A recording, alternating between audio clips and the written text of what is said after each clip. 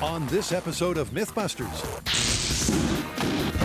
we expected something and something happened. Adam and Jamie have a movie myth they were born for. Can a gas leak and a magazine in a toaster But in a little bit, it's not going to be very happy in here. make a room go kaboom? I love running for safety. Then, I'm starting to get a little nervous. Cary Grant and Tori tackle the tall tale of blue ice. That is incredible! Can the contents of an airplane's toilet really fall from the sky That thing is hauling. in one frozen chunk? This is an awesome day. Who are the MythBusters? Adam Savage and Jamie Heineman. Am I really that ugly? Between them, more than 30 years of special effects experience. Joining them, Grant Imahara, Carrie Byron, Time to wreck this car. and Tori Belleci. We survived. They don't just tell the myths, they put them to the test.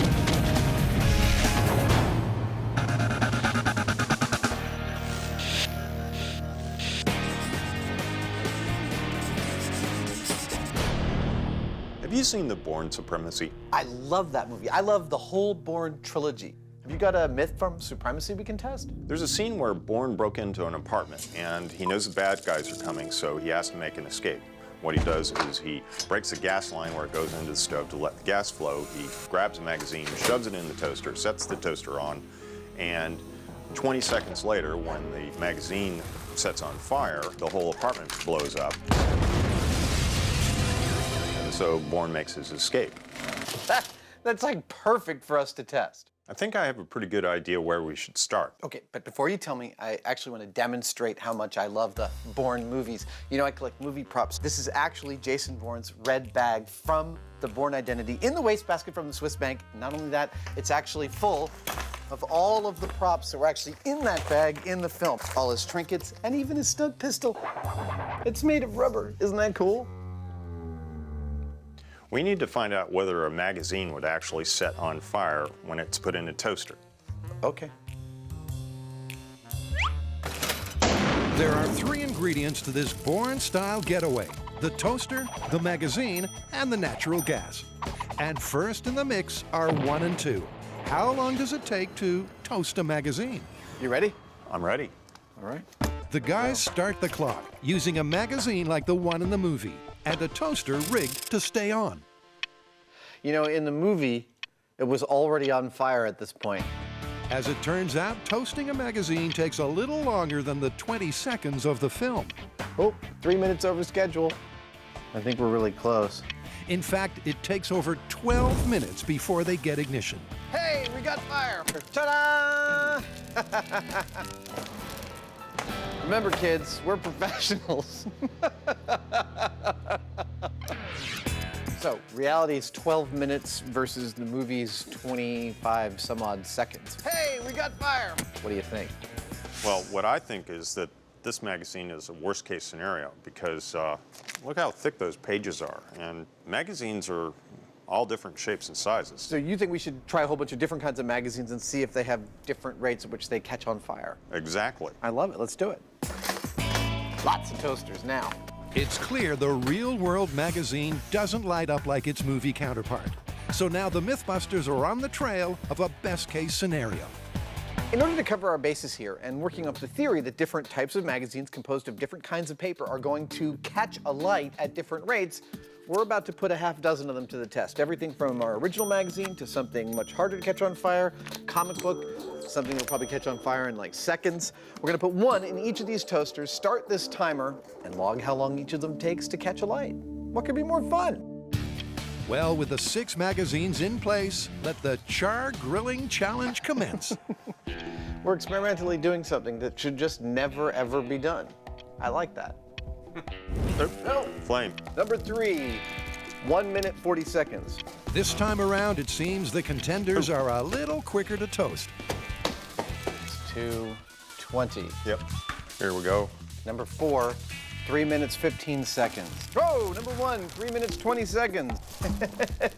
Let's listen for that sound. There we go. There it is. 4 minutes, 36 seconds. And finally, bringing up the rear There it is. the original magazine at 12 minutes. As we suspected, it does make a difference what kind of magazine is stuffed in the toaster. The best case scenario is something that amounts to common newsprint, but even that took about 3 times as long as what it did in the movie. Interesting. So it's clear that even with the best case scenario magazine, toaster ignition takes a lot longer than the 20 seconds it took Bourne. And now to test the next ingredient of this explosive combination, the methane.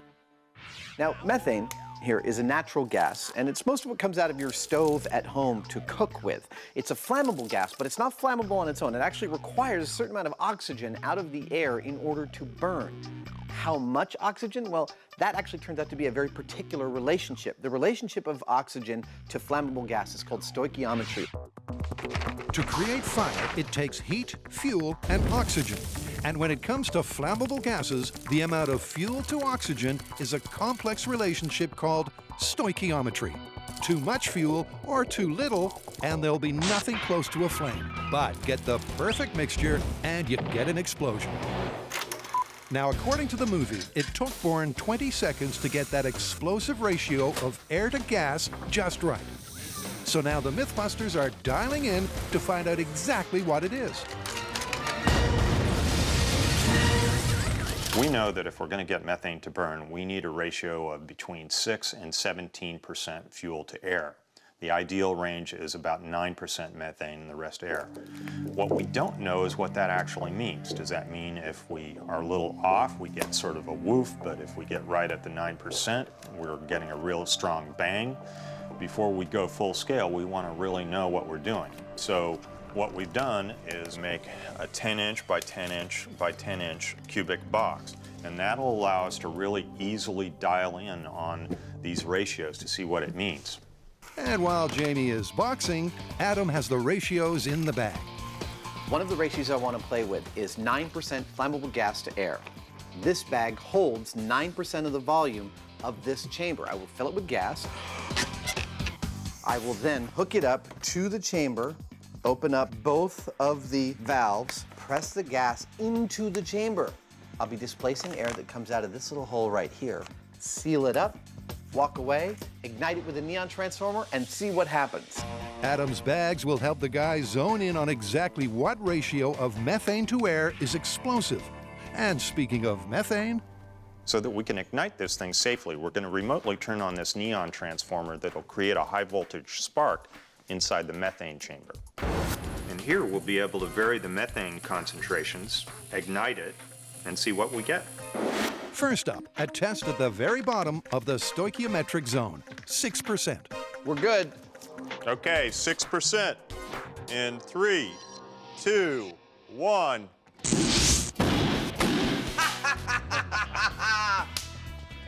We expected something and something happened.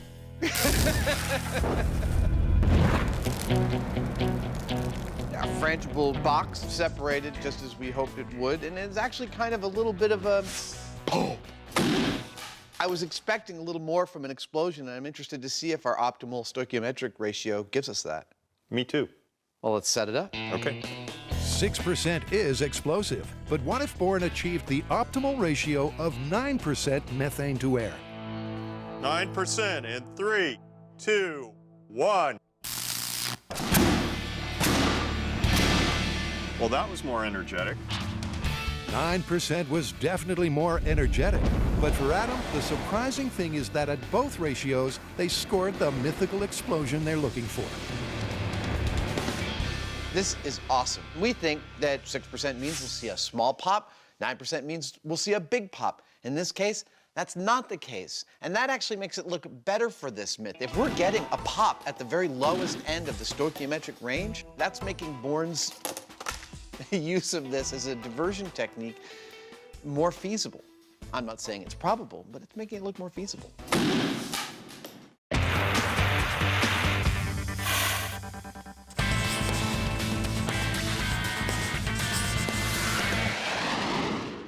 You're looking excited.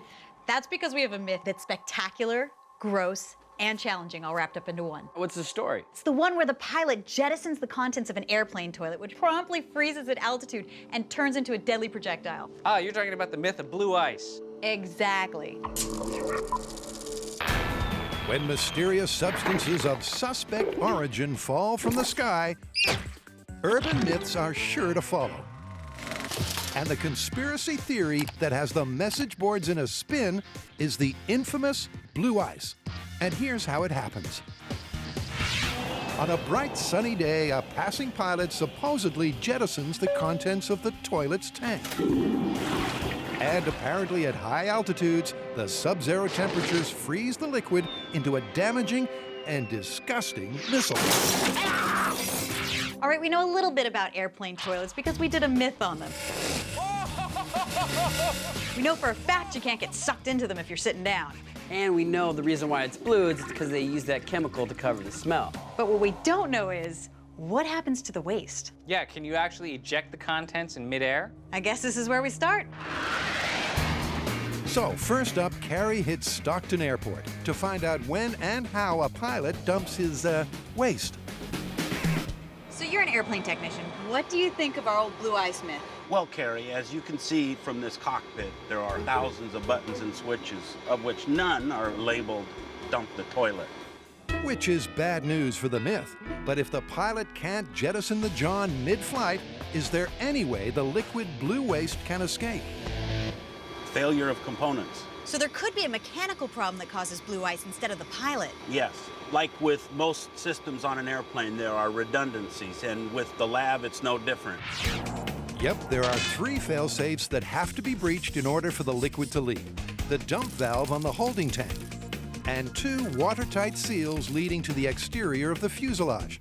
If all 3 of those components fail, that's a problem. And to get a closer look, it's that toilet tour Carrie's been waiting for. So I noticed that there's a sign that says don't throw any foreign bodies into the toilet.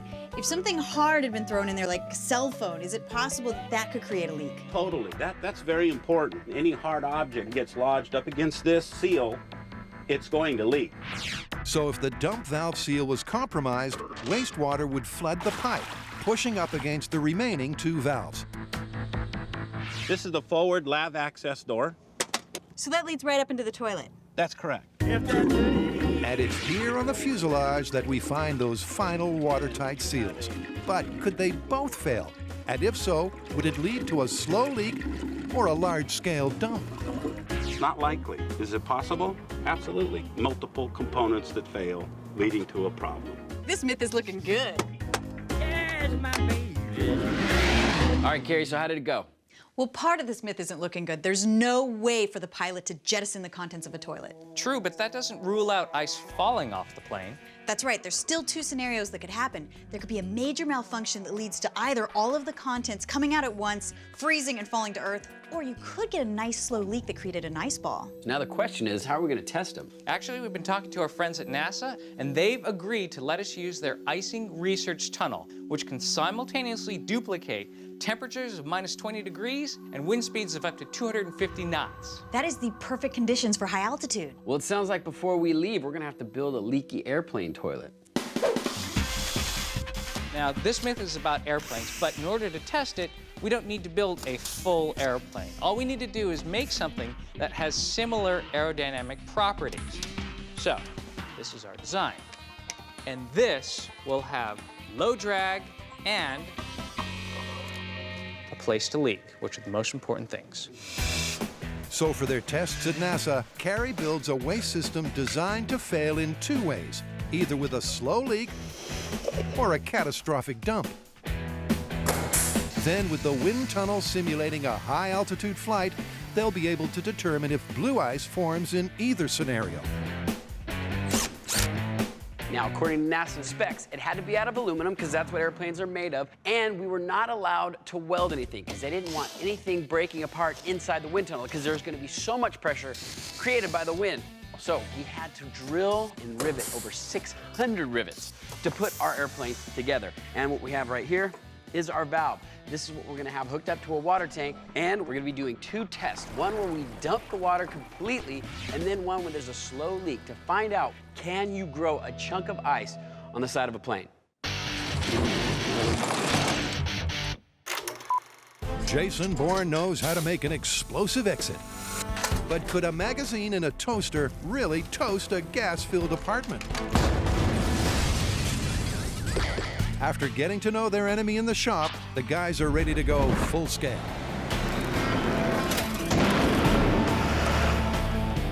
If we're going to replicate the natural gas explosion in this guy's apartment from the movie, we're gonna need clearly 2 things.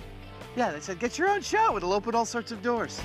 One is methane, natural gas, which is easy to get. And 2 is the guy's apartment, which we don't actually have. So we've come out to the bomb range where they've got plenty of room.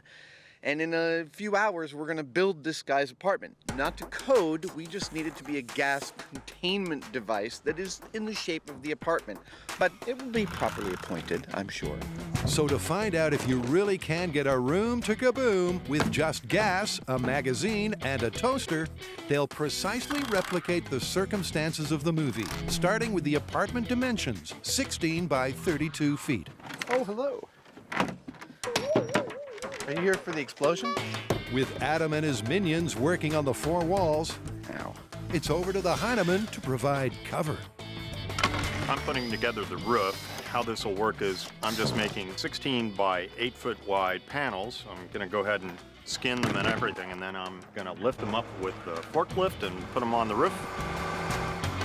Screw them down, we have a roof. Once the roof has been successfully raised, It ain't pretty, but it's home. it's time for the resident exterior decorator to take over. After you blow enough things up, you start to look for aesthetic finesse in the explosion. I'll give you an example. First hot water heater, when we painted that little house red.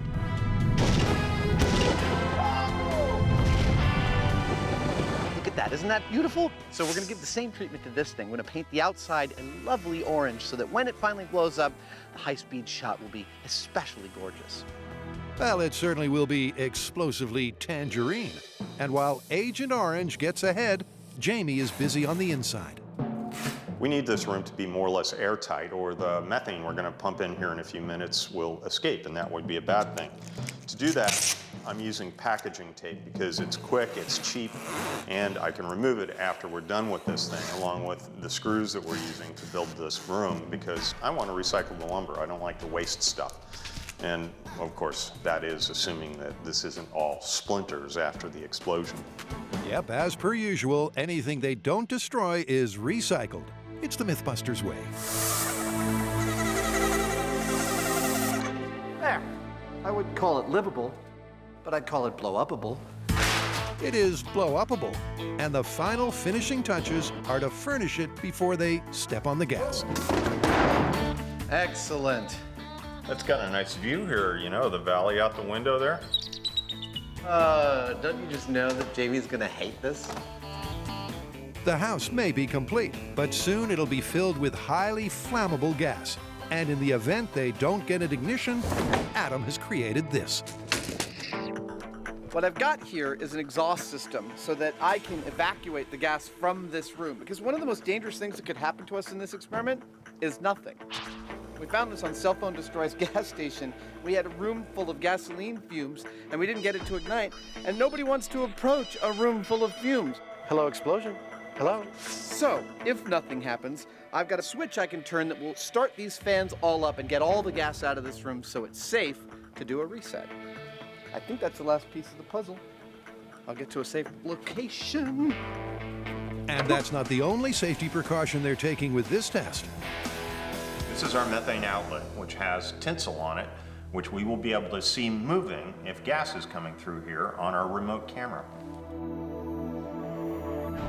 This is our tank of methane. We have a regulator and a flow meter attached to it. Now, this rig is set up to give us the same kind of input of gas into our house as you would normally have in a domestic gas line going into an apartment. Now, this valve here I have with a line attached to it that goes to our bunker.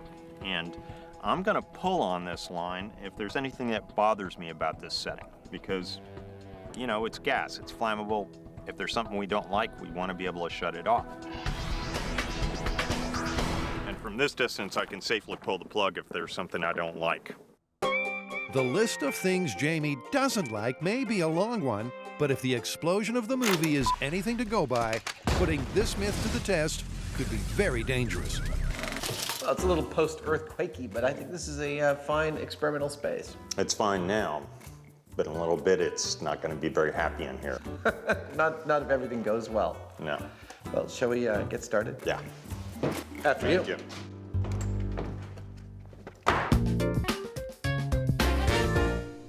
Carrie, Grant, and Tori are tackling the infamous tall tale of blue ice.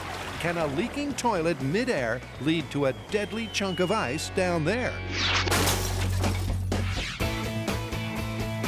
To find out for sure, Wow.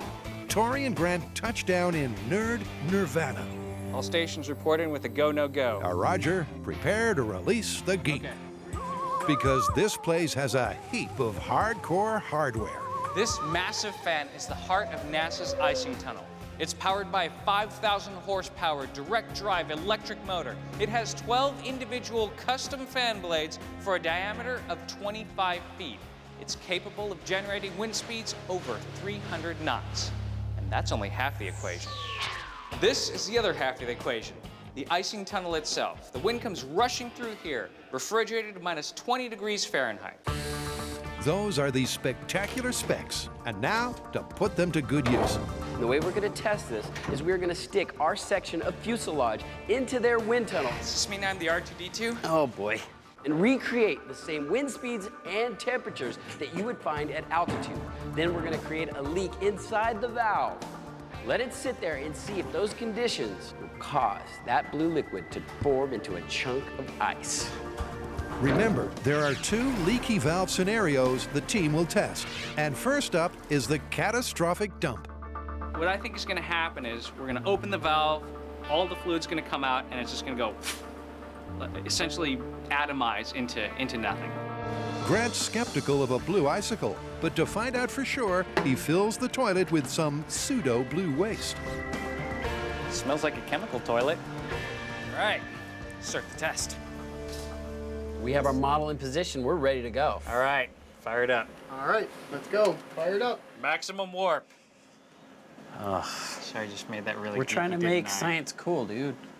Here we go. And for cool science, let's make it so. The fan winds up, whipping up a 290-mile-an-hour wind speed. Then the heat exchanger drops the air temperature to a high altitude minus 20 degrees Celsius. Our model is holding together perfectly. Then they're ready to pull the pin on the catastrophic failure test. Will the blue liquid instantly freeze into a chunk of blue ice? So this is full tanked up in 3, 2, 1, go! Oh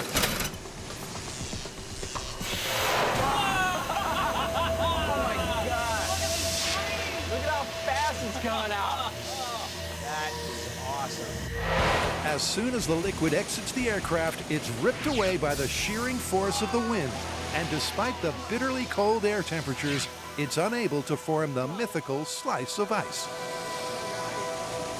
So behind me are the results of our complete release test where we dumped the entire contents of the waste tank.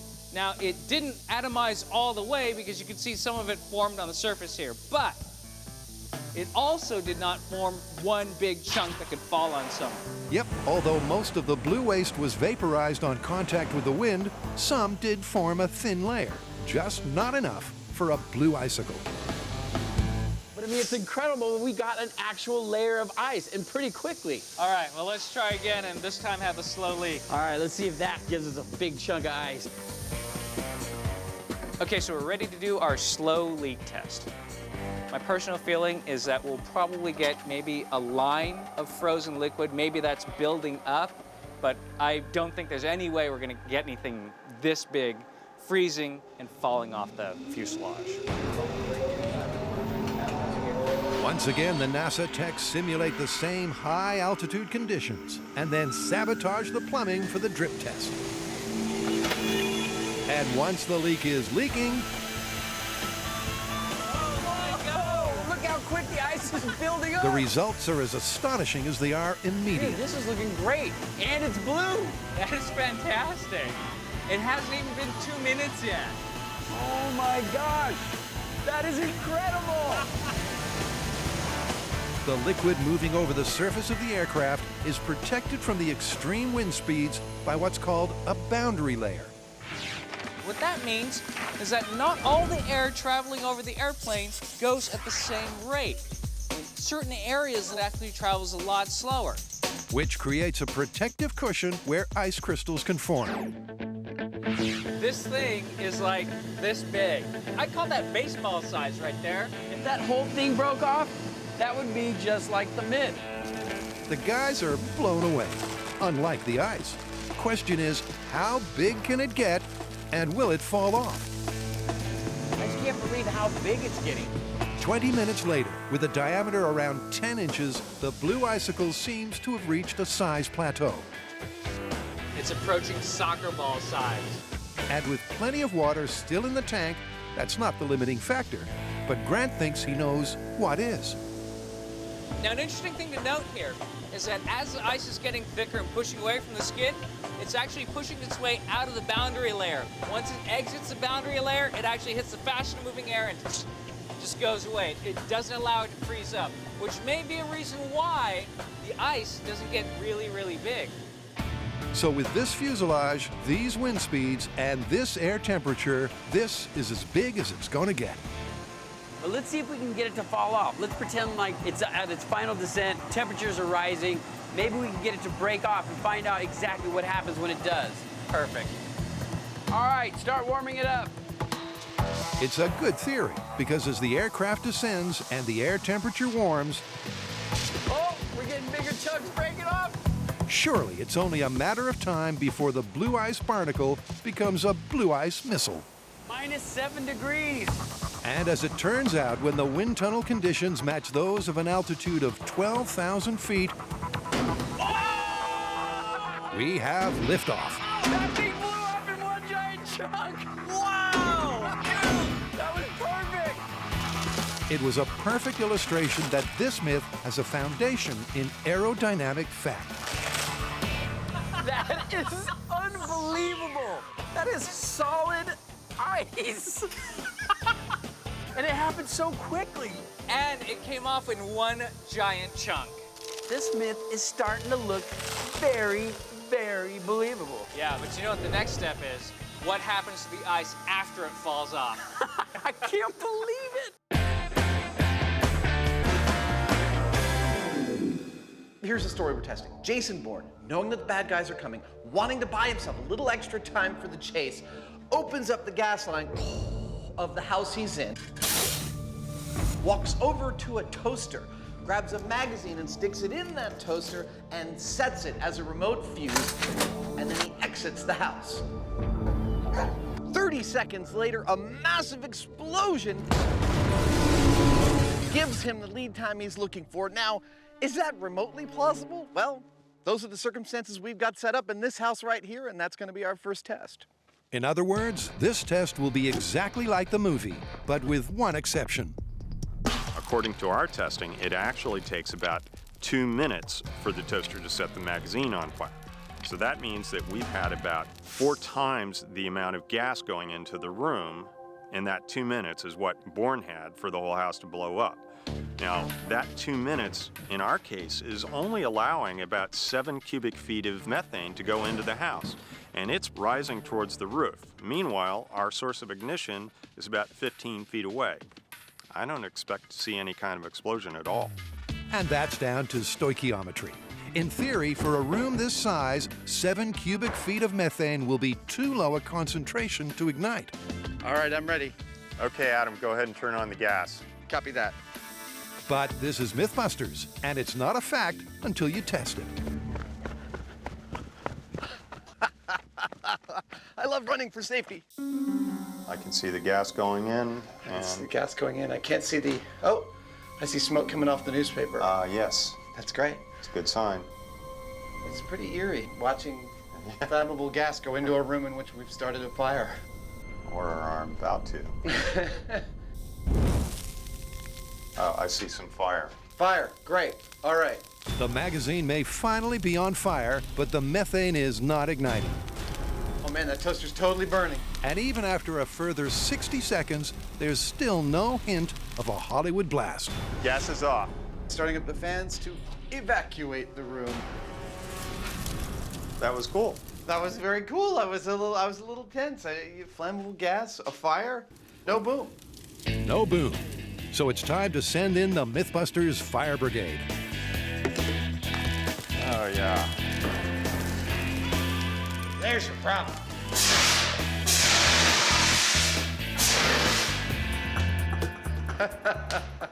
So we knew from our small-scale experiments that flammable gas plus fire does not always get the reaction that you're looking for. The mixture has to be perfect. And we posited that replicating the circumstances from the Bourne film in full scale would not yield a reaction, and that's in fact exactly what happened. It's rare, but it turns out we were right. I learn when I'm wrong, but I don't mind being right from time to time.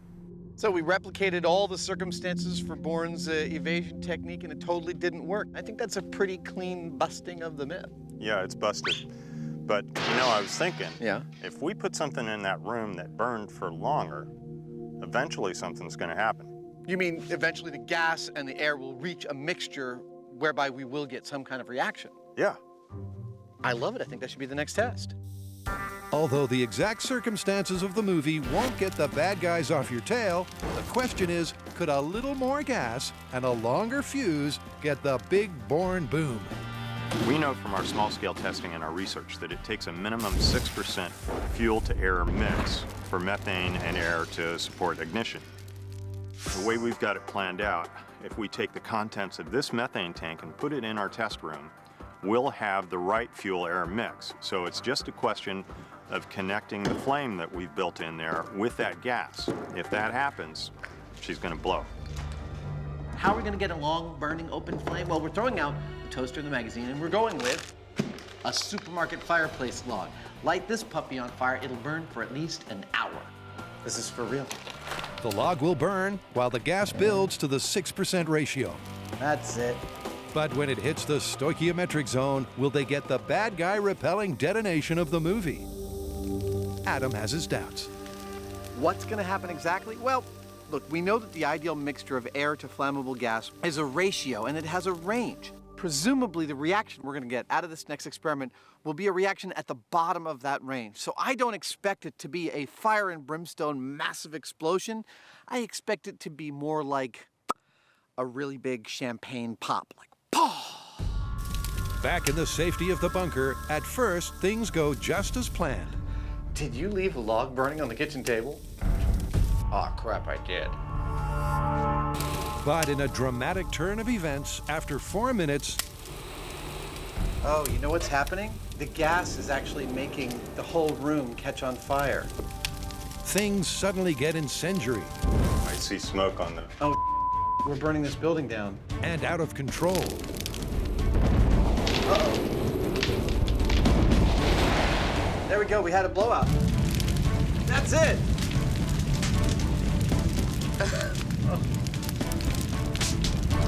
Well, I don't know if we're putting this building out. Oh, we should get up there with the hose. All right, let's turn off the gas.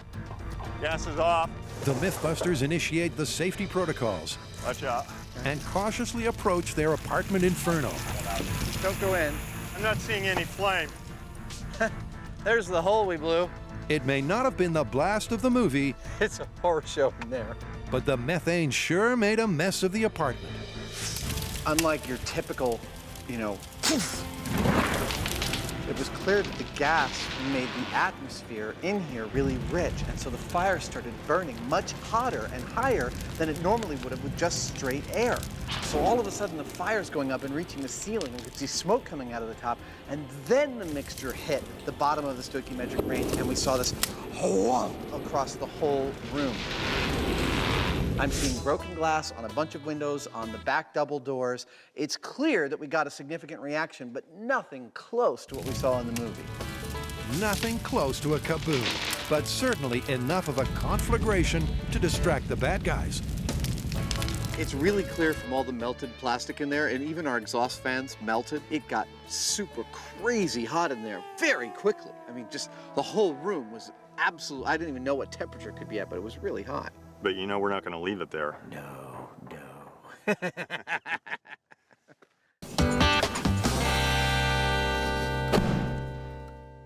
So here's where we're at. We've looked into airline toilets and found that they can leak through an external valve. Is it possible?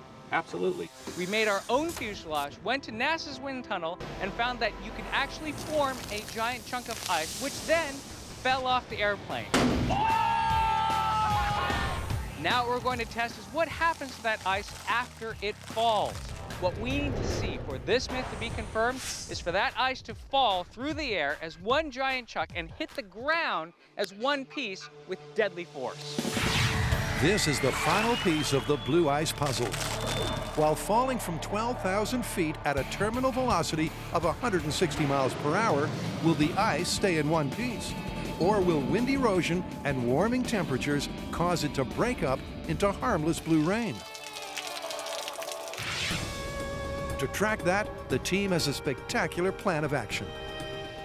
We have our airplane. We're going to load it up with a large chunk of ice, take it up to altitude, and then throw it out. Now we're going to have a few skydivers jump out with the ice to track it. Carrie is going to be one of those skydivers. Yep, and skydiving team leader Nick also has the crucial job of timing the drop. Because if the myth is true and the blue ice falls in one chunk, missing the mark could be deadly. Let's hope they can see that. So Nick, what's involved in actually calculating where something's going to land? Well, first off, we need to figure out how fast this object is going to free fall.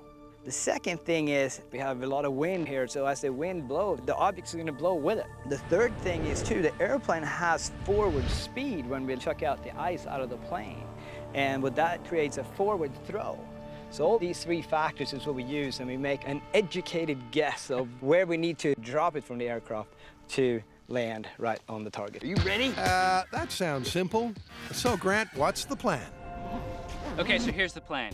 Carrie and our expert Nick will go in the plane with the ice. They're going to go up, and based on the prevailing conditions and Nick's calculations, they'll know when to release the ice at an altitude that they deem safe.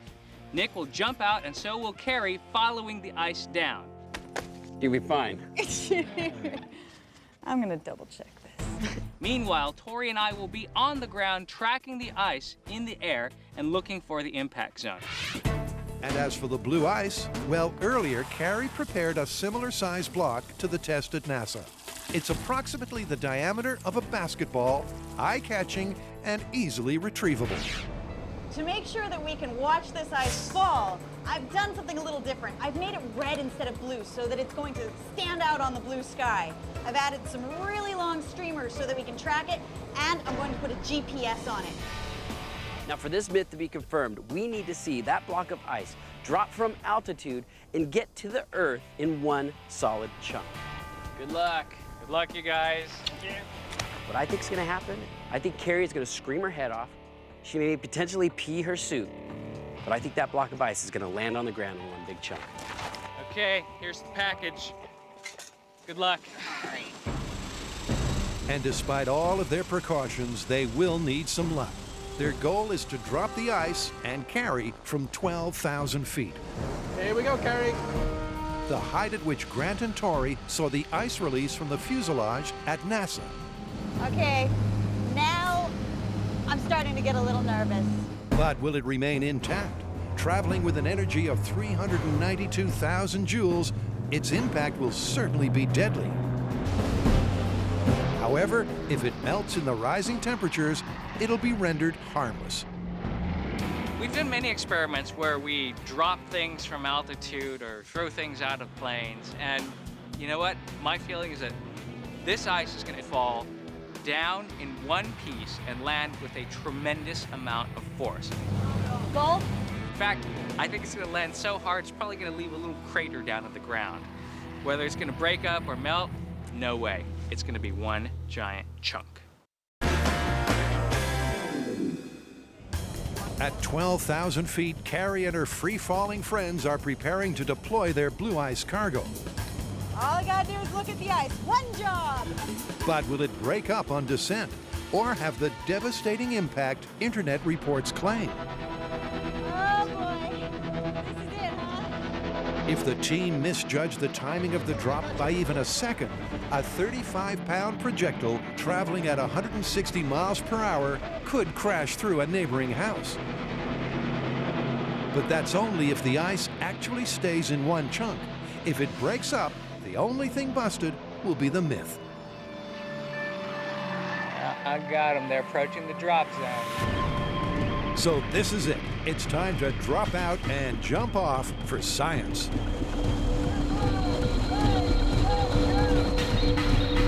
Okay, the ice is away. Ah, it's over there. In a stunning piece of free-fall camera work, Nick manages to capture the ice as it plummets. Oh, look how fast it's falling. That thing is falling. And Carrie can see that it's so far so good. With the ice already at a balmy 5,000 feet, it's still completely intact. Look, it's standing in one chunk. Dude, that's crazy. But will it stay that way as they enter the final few thousand feet of descent? I see the ice right there, and it's not near the target. That's great.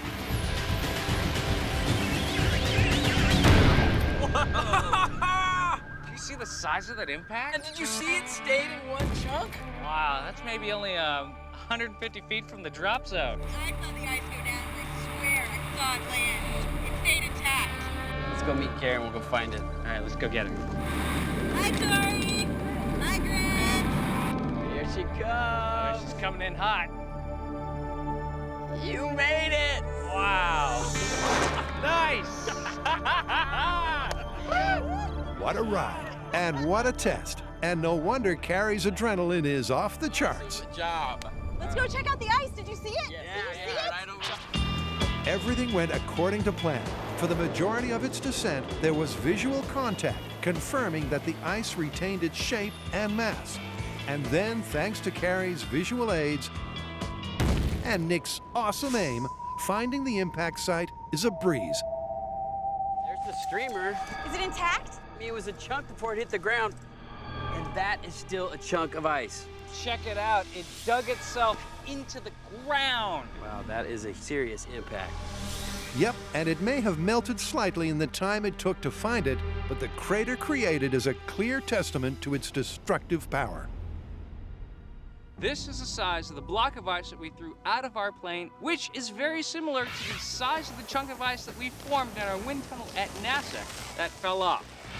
That block of ice reached terminal velocity very quickly, and it left a sizable impact crater. And what's more, it stayed pretty much intact all the way down to impact. Because when we actually got to the site where the ice had hit, it really looked like all of the ice chunks I had seen on the internet that were the mythical blue ice that had come down in people's houses. Okay, a pilot can't release all of the toilet water at once, so that part's busted, but I think the phenomena is confirmed. I mean, it made it all the way to the ground. Totally confirmed. I agree 100%. Confirmed. But 3 mechanical failures leading to blue ice falling on your house is in reality incredibly unlikely. Gotta be looking up for blue ice to fall on my head now, right? Dude, I'm gonna get blue ice insurance. I know a guy. So Yeah? let me know. I'll give you his number.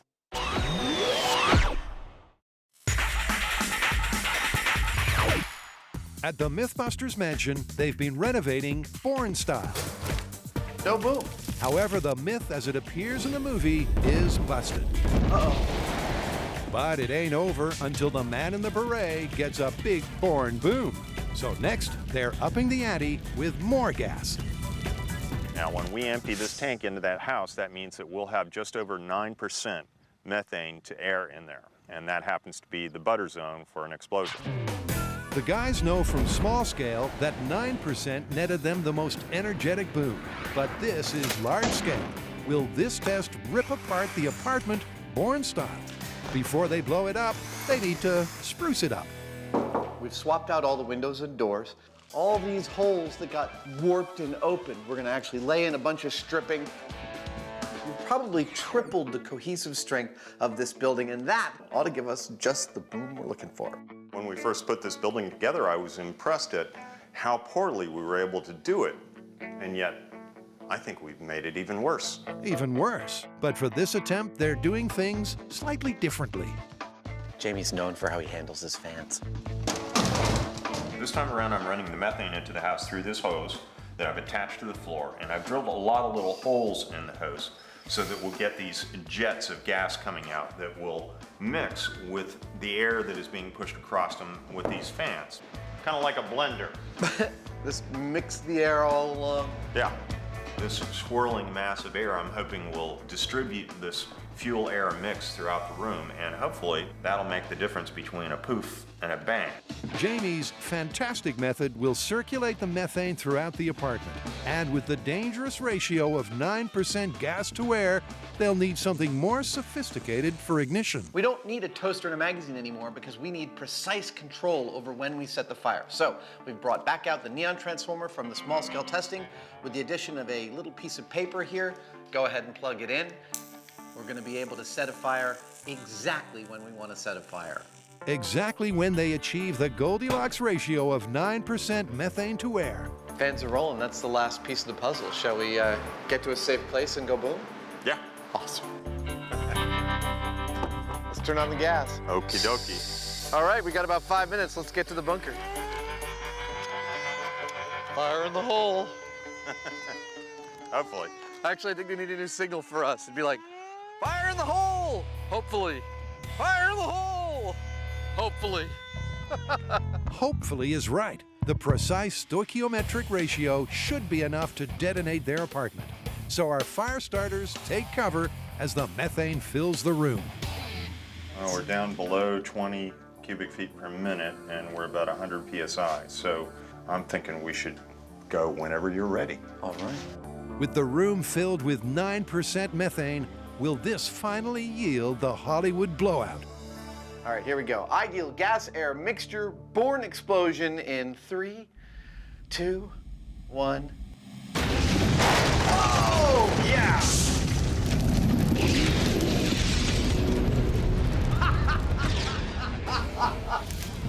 That is awesome. We blew out the whole front. Yeah. We couldn't have done that if we planned. That was perfect. And there you have it. One magnificent, made-to-order apartment explosion. But unlike the movie detonation, this one is polite enough to put itself out. Well, almost. I hope this is a cautionary tale what happens when you mix MythBusters with science. Okay, here's the thing. While that was fairly exciting, I mean, we blew out the wall, I want to point out that we didn't break any glass. There was no bang. It was a whoosh. And that's something entirely different than what we saw in the movie. The fact that this was an ideally mixed mixture with fans and everything in the exact quantity, and that's the best we could do, kind of tells you what the real deal is. It's not what the movie showed. Clearly, we were born for this job. Yeah, but it's kind of too bad. That was a nice view in that house.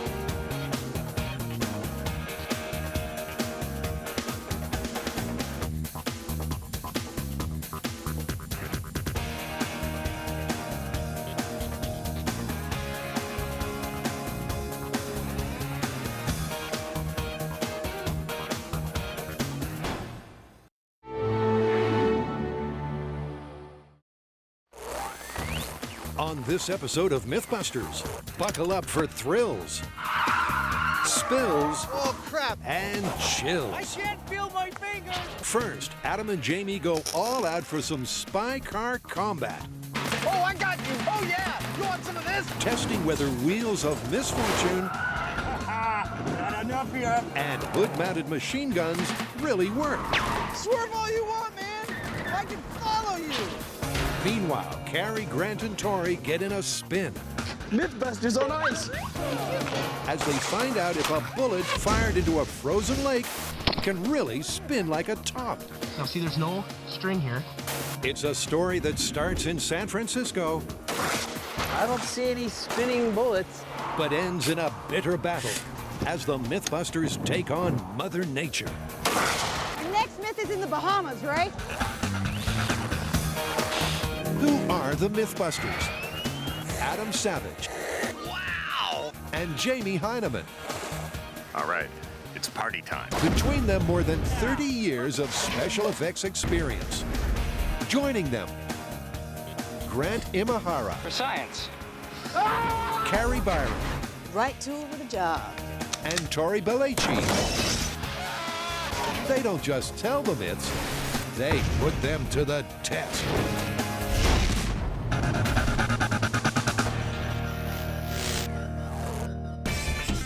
First up, buckle up for some spy car carnage. Spy Car Revenge. Spy Car Revenge. Yeah, the original Spy Car was all about defensive weapons a spy might have in his car that could foil someone who's chasing him. Spy Car Revenge is about offensive weapons a chaser would have to disable a car he's chasing. What do you have in mind? I've got two things. The first one, spiky things that come out of the hubs of their wheels and tear up their opponent's cars while they're driving next to them. Nice. What's the other one? Guns mounted on the hood of the spy's car. That's very cool.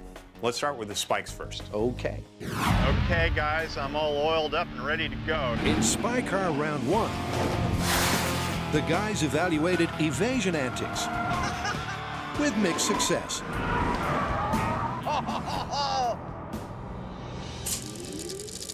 But this time, it's out with escape and in with attack.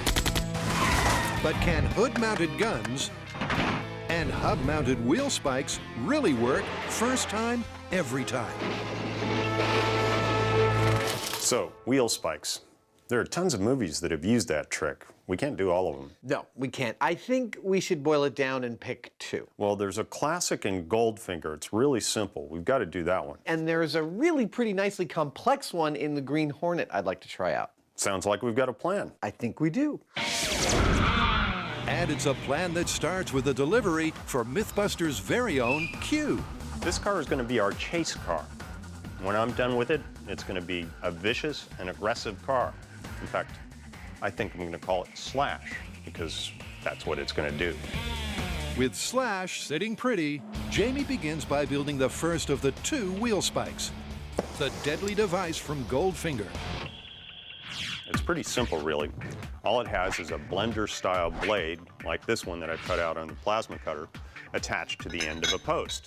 So I'll weld this on here like so, weld on the hub piece, and then sharpen the blades. As slashers go, it's certainly simple. Looks about right to me. But will the chromoly steel be strong enough to not buckle under pressure? Ouch! Meanwhile, Tire Slasher 2 is anything but basic. The Green Hornet device is a little more complicated. It has a bunch of spiky finger-like things that are welded to a central hub like so. Now, I've mocked all this up in wood so that I can get the geometry right. And then all I have to do is cut a bunch of steel pieces out like this, weld them all together, and I'm done. In that case, let's cut to the chase, literally. You ready to do this? Are you ready to get slashed up? Ha! You just try and catch me.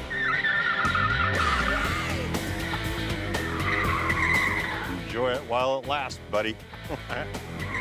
While Adam spins out for no reason other than because he can, Jamie gets on with the odd job in hand, attaching the Goldfinger Slinger. This blade looks pretty nasty, and I'm positive it'll take out an Adam's tire.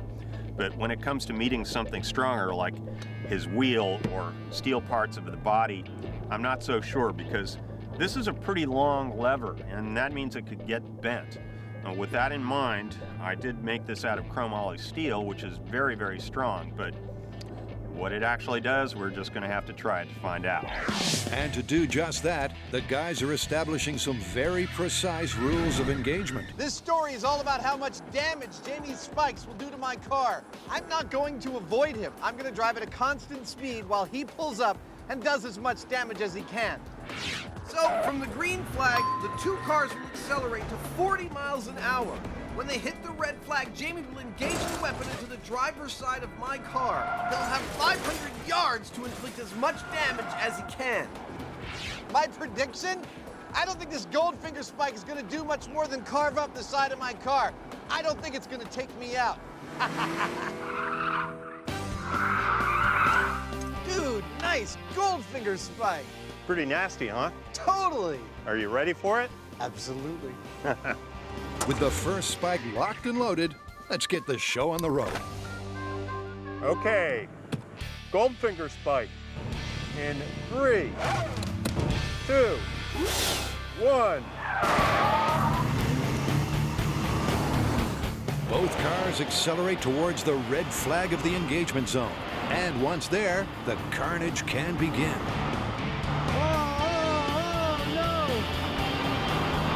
Jamie's first bump tears through the car door. The second shreds the tire like the proverbial knife through butter.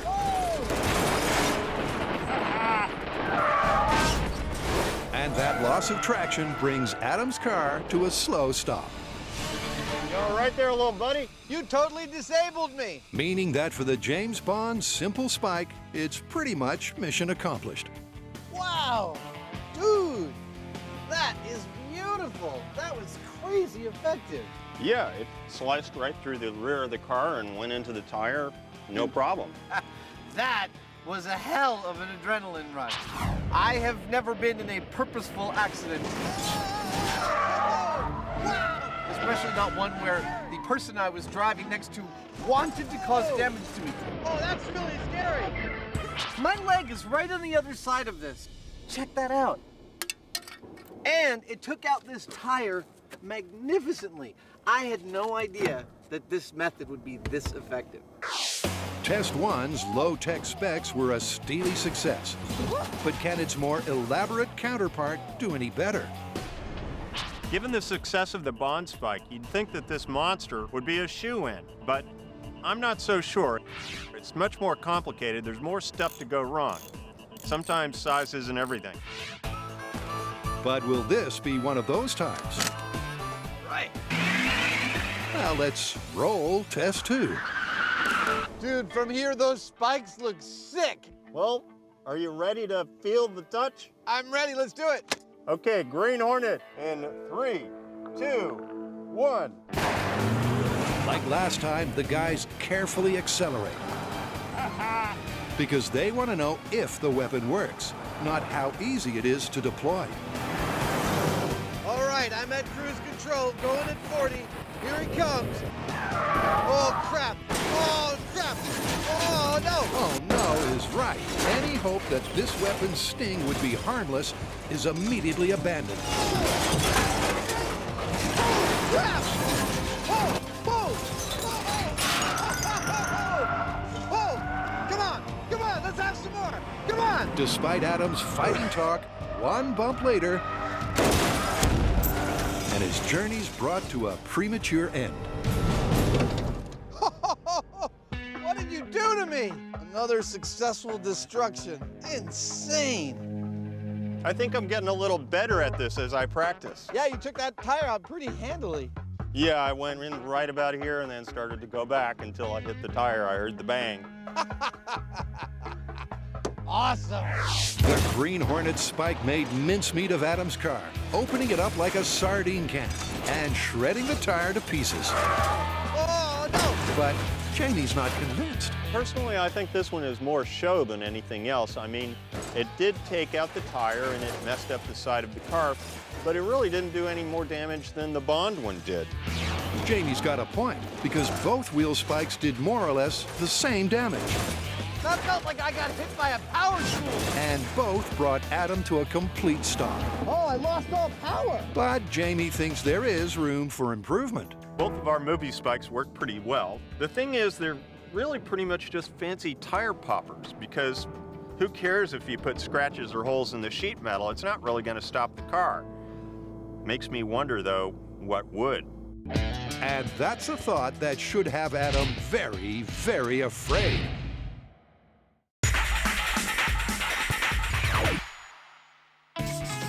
Next up, it's time to spin out. Okay, so our next myth is based on a video clip that was sent in by a viewer, and it's kind of weird. Ooh, do you still have the video? I want to see it. Okay, not like that. There's a guy on a frozen lake bed with a bunch of his buddies shooting a 9mm into the ice, and somehow they get their bullets to just spin like a top. Now that sounds like a myth. And that's exactly why we're testing it. It's no myth that a bullet fired from a handgun spins at over 80,000 RPM. But can a bullet fired into a frozen lake really spin like a top? Now see, there's no string here. In other words, is this video the real deal, or is this myth on thin ice? Look, I gotta say, I got my doubts about this one. Yeah, I know. This looks pretty bizarre, but I think it's worth testing. I agree, but where are we gonna find a frozen lake bed? It's the middle of summer. Yeah, I've been thinking about that, and I think we've got to build our own frozen lake. We've done crazier. Yeah, and we should definitely try 2 different shots. Maybe we'll shoot one directly into the ice and then one as a ricochet and see if one of those gives us a spinning bullet. Okay, let's do it. But before anyone spins out, Tori's getting to grips with a gun grip or ransom rest, because for this myth, geometry is key. Now, if this myth is true, the key element here is finding at which angle to fire the gun into the ice. So, I have my gun, I have my ransom rest. Now what I need to do is build a holder that is adjustable so we can fire at the ice at different angles. Finding the right angle is vital. Too straight and the bullet will deform and not spin. Too shallow and the slug will skip off the ice and be lost forever. Now, found out a little bit more about the shooter in the myth. Now, he's about 6 feet tall and shot about 6 feet in front of him. So, since Tori's 6 feet tall, I'm gonna have him stand in for the shooter. Okay, Tori, put your feet right at the line. I'm gonna have him hold the gun and aim at 6 feet. Here's a laser pointer to help you find the 6-foot mark. Then I'm going to check the angle of the gun and the distance it is from the ground. Okay, that is about 42 degrees. And let's see what the height is. About 44.5 inches. With that information, we can put our ransom rest in the right place to get the results we're looking for. Now we know where to set the ransom rest. Well, at least where to start. Yeah. Knowing where to start is a start. And with the shooting rig ready to fire, they're off to take aim at this myth. We're on the rifle range at the Chabot Gun Club, so we can recreate the circumstances of the spinning ice bullet. In the myth, this event takes place on a frozen pond in the middle of winter. But because it's the middle of summer and we're in Northern California, frozen ponds are not in plentiful supply. All right, bring in the ice! But what we're gonna do is create our own using 9 40-inch by 24-inch by 10-inch thick solid ice blocks. Okay, there we go.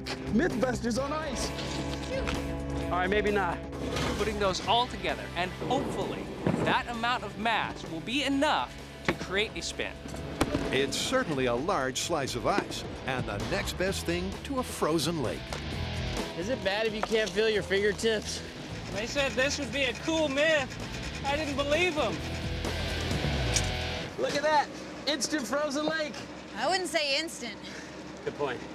So you'll notice that we've set up a frozen lake with a smaller ice cube in front of it. Now that's because if you watch the video, it's hard to tell if the bullet spins in a direct hit on the ice or via a ricochet. In other words, does it hit and spin, or does it hit, bounce, land somewhere else, and then spin? Well, in search of said spin, the team's first going for the direct hit approach, firing straight into the ice cube with this. What I have here is a Glock 9mm. Now this is the gun apparently used in the myth. We're about to fire a bullet into the ice to see if it will actually spin like a top. I can't wait to see what happens. The Glock is positioned in Tori's angle finder to 42 degrees, and then it's go time. Okay, so we're gonna fire and then look and listen for any sort of spinning bullet. All right, this is spinning bullet at 42 degrees. In 3, 2, 1. The gun fires, the ice shatters. But what happens to the bullet? Well, we hit the ice, but no spinning bullet. Yeah, look how much it fractured. I bet it's right in there.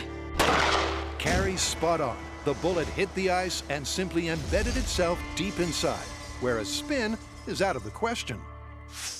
But undeterred, the Mythbusters decide to try again. All right, gun is loaded, we're hot. Let's do this. Round 2. 3, 2, 1. It's another 42-degree hit, but with the same result. I don't see any spinning bullets. But all is not lost. Okay, we're 0 for 2, but you know what? That's fine, because it doesn't always work in the viral video. Not every shot yields a spin, so we can't call it just yet. In 3, 2, 1. Test 3 also has nothing akin to a spin. But when they recover the round, there is cause for cautious optimism. Oh my gosh, but look at this. The bullet has not deformed, which means there might be some truth to this myth. That could potentially spin. But with test 4, Where is the elusive spinning bullet? 5, It's not here. 6, and 7 also failing to spin out, that optimism soon melts away. Sun's coming out, the lake's melting, still no spinning bullets. Meaning it's time for a plan B. So the direct hit experiment isn't really giving us anything. So we're going to change our firing angle and try for the ricochet. We're going to fire into the ice block and hope to catch a spinning bullet on the larger frozen lake. This is not going to be easy.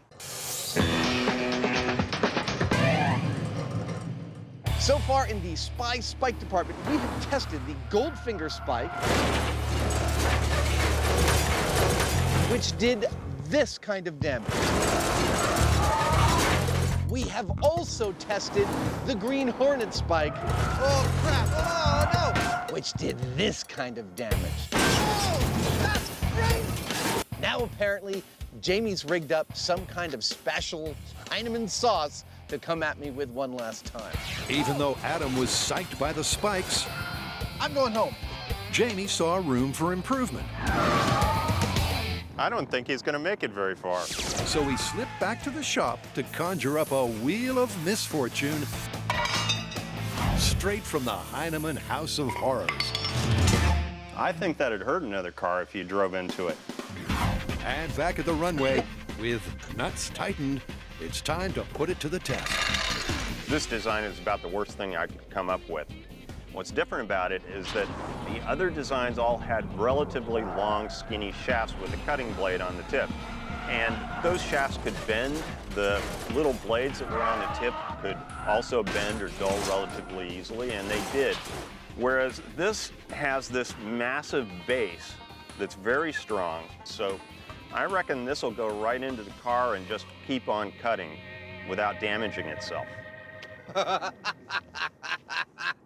You are one sick puppy. Ruff. That is messed up. How damaging do I think Jamie's slasher is going to be to my car? Well, let me put it this way. We've bolted it to the side of Jamie's car that will affect the non-driver side of my car. That's how afraid we are of its destructive power. Are you ready? I am. Okay, the slasher. In 3, 2, 1. For the final time, the Mythbusters motor down the runway until the red flag signals the bullish Jamie to charge. Straight away, he takes out Adam's rear tire. Then he slices and dices along the whole side. Oh! Come on, Jamie, I can take more. With Adam at his mercy, Jamie goes in for the kill. And rips the entire front tire clean off. Leaving only one possible outcome. That was too much fun! Woo! That fulfills like a deep childhood fantasy. I want another car. I want to do this again. It was a heavy metal massacre in the truest sense of the word. I gotta see this. I think I messed your car up a little bit. I'm sorry about that. I don't know what I was thinking. That is a horror. Where's my tire? My tire is not there. That was like the amusement park ride from hell. First, he takes out this tire. Forget about what he does to my door. I saw glass like fly up, like popcorn. Then he removes my entire front tire. I wouldn't have said that was possible. If you'd told us we had to do that, we would have said, it's really unlikely. And his spike still looks perfect. I'd say my spike was pretty effective. I mean, there's not a whole lot more that you could do to the side of a car. Not only did I pop the tires, but I completely removed them. The car can't move at all now because the chassis is sitting on the ground, in fact. It worked a little better than I thought it would. Final analysis of wheel spikes as a viable method of taking out an opponent while driving. Everything we tried worked better than we thought it would. That means it's confirmed. Totally confirmed. Let's get out of here. With Spy Myth 1 a slashing success, it's time to bring out the big guns.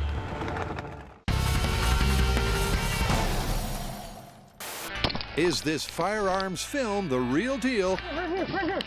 Or just bullet baloney? Can a slug really spin like a frozen top? 3, 2, 1. Well, the MythBusters' direct hit approach was shot down. I don't see any spinning bullets. So it's time to modify the method. So far, the direct shot did not work. So we're gonna move on to the ricochet, which brings into play our larger frozen lake bed. What we're gonna do is lower the angle of the shot, hopefully allowing the bullet to skip off the ice onto our frozen lake bed, and we'll see if we can get that bullet spinning. Sounds easy? It won't be. So it may sound to you like we're trying to find the equivalent of a needle in a haystack, but we actually have information from the guy who supposedly did this. And what he told us is that every time he tried it, the bullet landed between 2 and 8 feet from the point of impact with the ice. We have a 10-foot slab of ice out there. Surely that's gonna be enough to find that bullet somewhere in there. Well, to find out, they're starting by using a ricochet-friendly angle of 30 degrees. Hoping this works. In 3, 2, 1. It's a clean hit, but the bullet's gone AWOL. It's not on the pond, nor in the cube. Wait a minute, that's good news, because the bullet isn't in there. It did ricochet, I don't know where it went, but at least it popped out. Right. The high speed confirms that on the one hand, they did get a ricochet. But on the other, the bouncing bullet did not land on their lake. So they reset for try 2. All right, let's go before spring comes. But again, the bullet disappears. The good news is we got a ricochet. The bad news, we can't find the bullet anywhere. It's nowhere on the lake bed. So that's why we have this. This backboard with the white paper is gonna tell us. If the bullet hits this, we'll know exactly where it goes. All right, we're hot. That's the theory. Is this the magic formula? But in practice, 1. even the ricochet catcher doesn't catch the ricochet. So it must be firing way over our backboard. So next, the team wrangles the angle. But whether it be high, All right, we are loaded 45 degrees. 1. low, 31 degrees. or somewhere in between, All right, we are locked and loaded at a 38-degree angle. the ricocheting round never lands on the lake. And I don't see a spinning bullet. I don't see the ricochet at all. Anything? Backboard's clean. You know, we can be here all day. We have been here all day. And what a frustrating day it's been. But without finding a single ricochet, it's just not possible to call the myth one way or the other. We've been experimenting all day to find the perfect conditions to create the mythical spinning bullet. Now we have the right temperature of ice, the right hardness. Unfortunately, we have an extremely unpredictable ricochet. We can't find where the bullet lands. Now, we've created the biggest frozen pond that we possibly could in summer with all of the available ice that we could source. We need to go bigger. We need something a little more naturally huge and frozen. In Spy Car: The Revenge, wheel spikes were a rip-roaring success. Not enough yet. So now it's on to Secret Agent Anecdote number 2. Car-mounted guns. Yes, I've been saying this for years, that car-mounted guns for a spy car don't make any sense to me. They're fixed. You cannot aim them except by driving. That's got to be a huge inefficiency for a machine gun. Well, I have seen some that are remote-controlled and aimable, though. Those are in the minority, but I have seen them, so I think we should build a rig that gives us both. I chase you with fixed guns on my hood, and then we can do a second one where I chase you with a remote control aimable gun mounted to the hood of my car. Sold. The hood-mounted gun is a staple for any spy car, but is it a viable weapon? Can such a device, fixed or movable, really guarantee an accurate aim? Well, to find out, Adam's already selected his wheels and his weapon. This is a former police car, and this is a super high-end 10 round per second paintball gun. I'm gonna join these two things together to make two great tastes in one candy bar. Fabricating the fixed firearm will be a weld in the park. But the remote-controlled firer is a much tougher task. So for the aimable gun, I need to first build a mount that will let the gun move in 3 dimensions so I can fire at Jamie's car wherever it might be.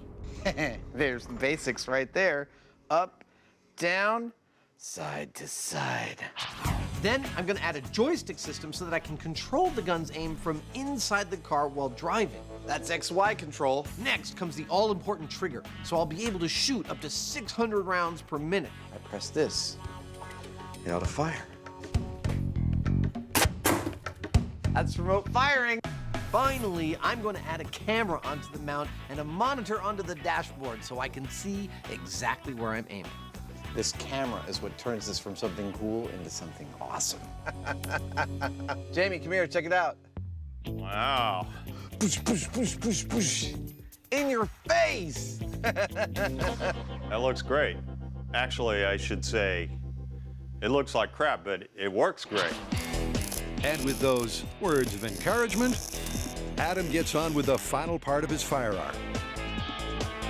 A frame that should feed a plethora of paintballs into the gun.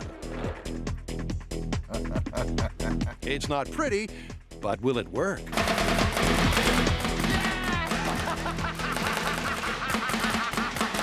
I got you! I got you! Oh, yeah! You want some of this? You want a little piece of this?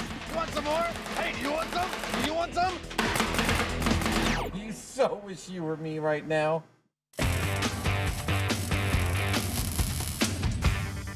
All right, so where do we stand? Well, we've got 2 issues.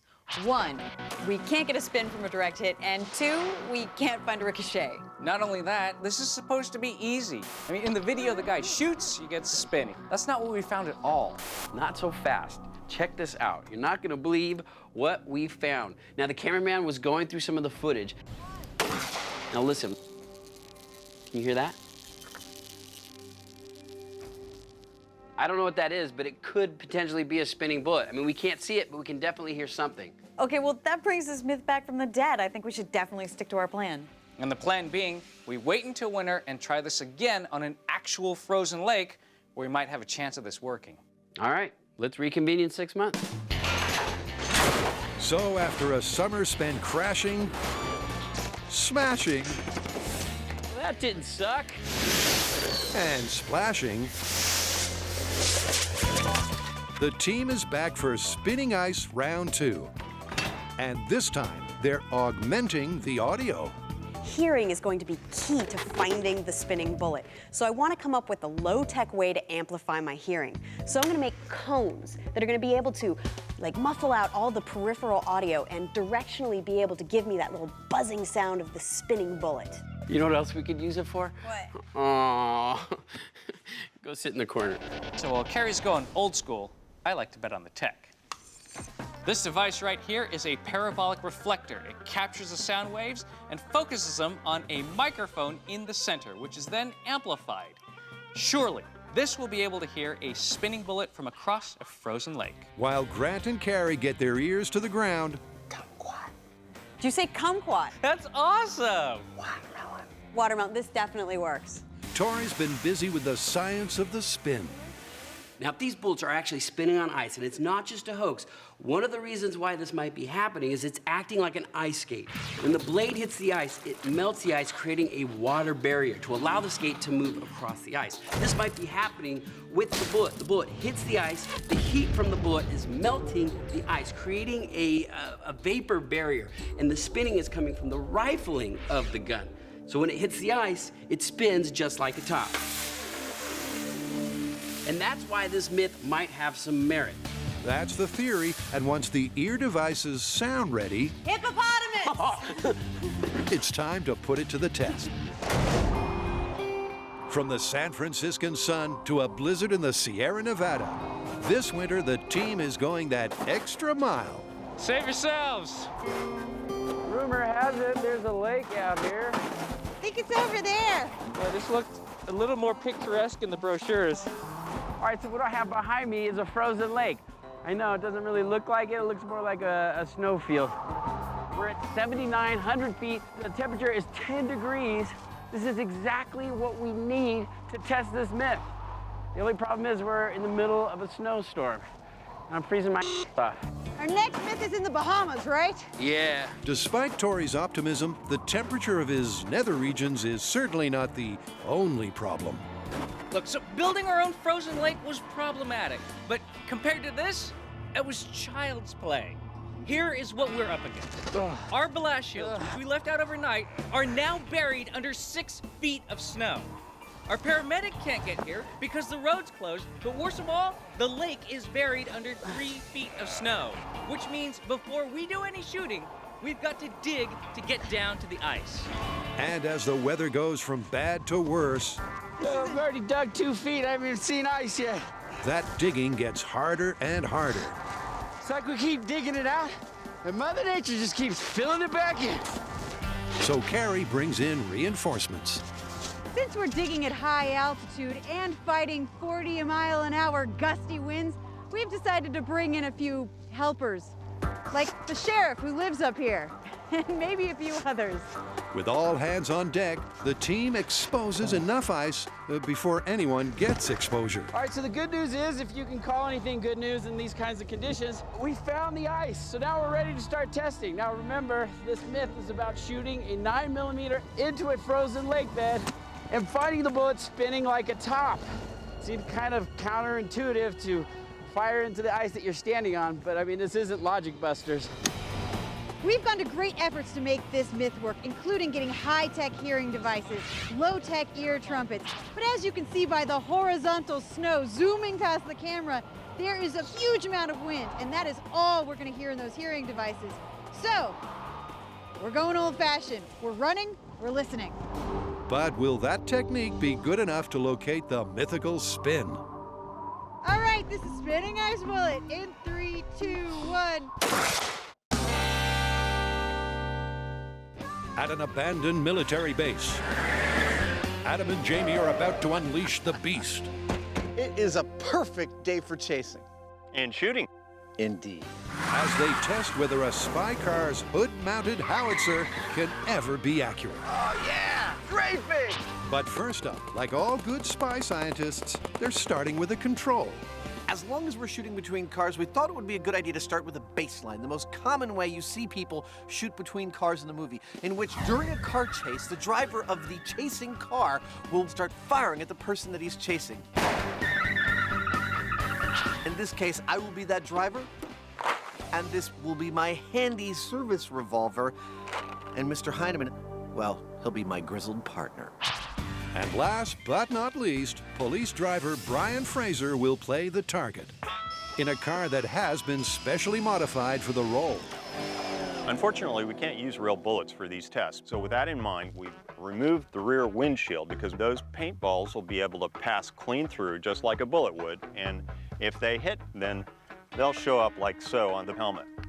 We've also painted the rest of the car a light gray so that we can see that same orange paint, and we've covered the wheel wells so that, well, the paint won't sling off the tires.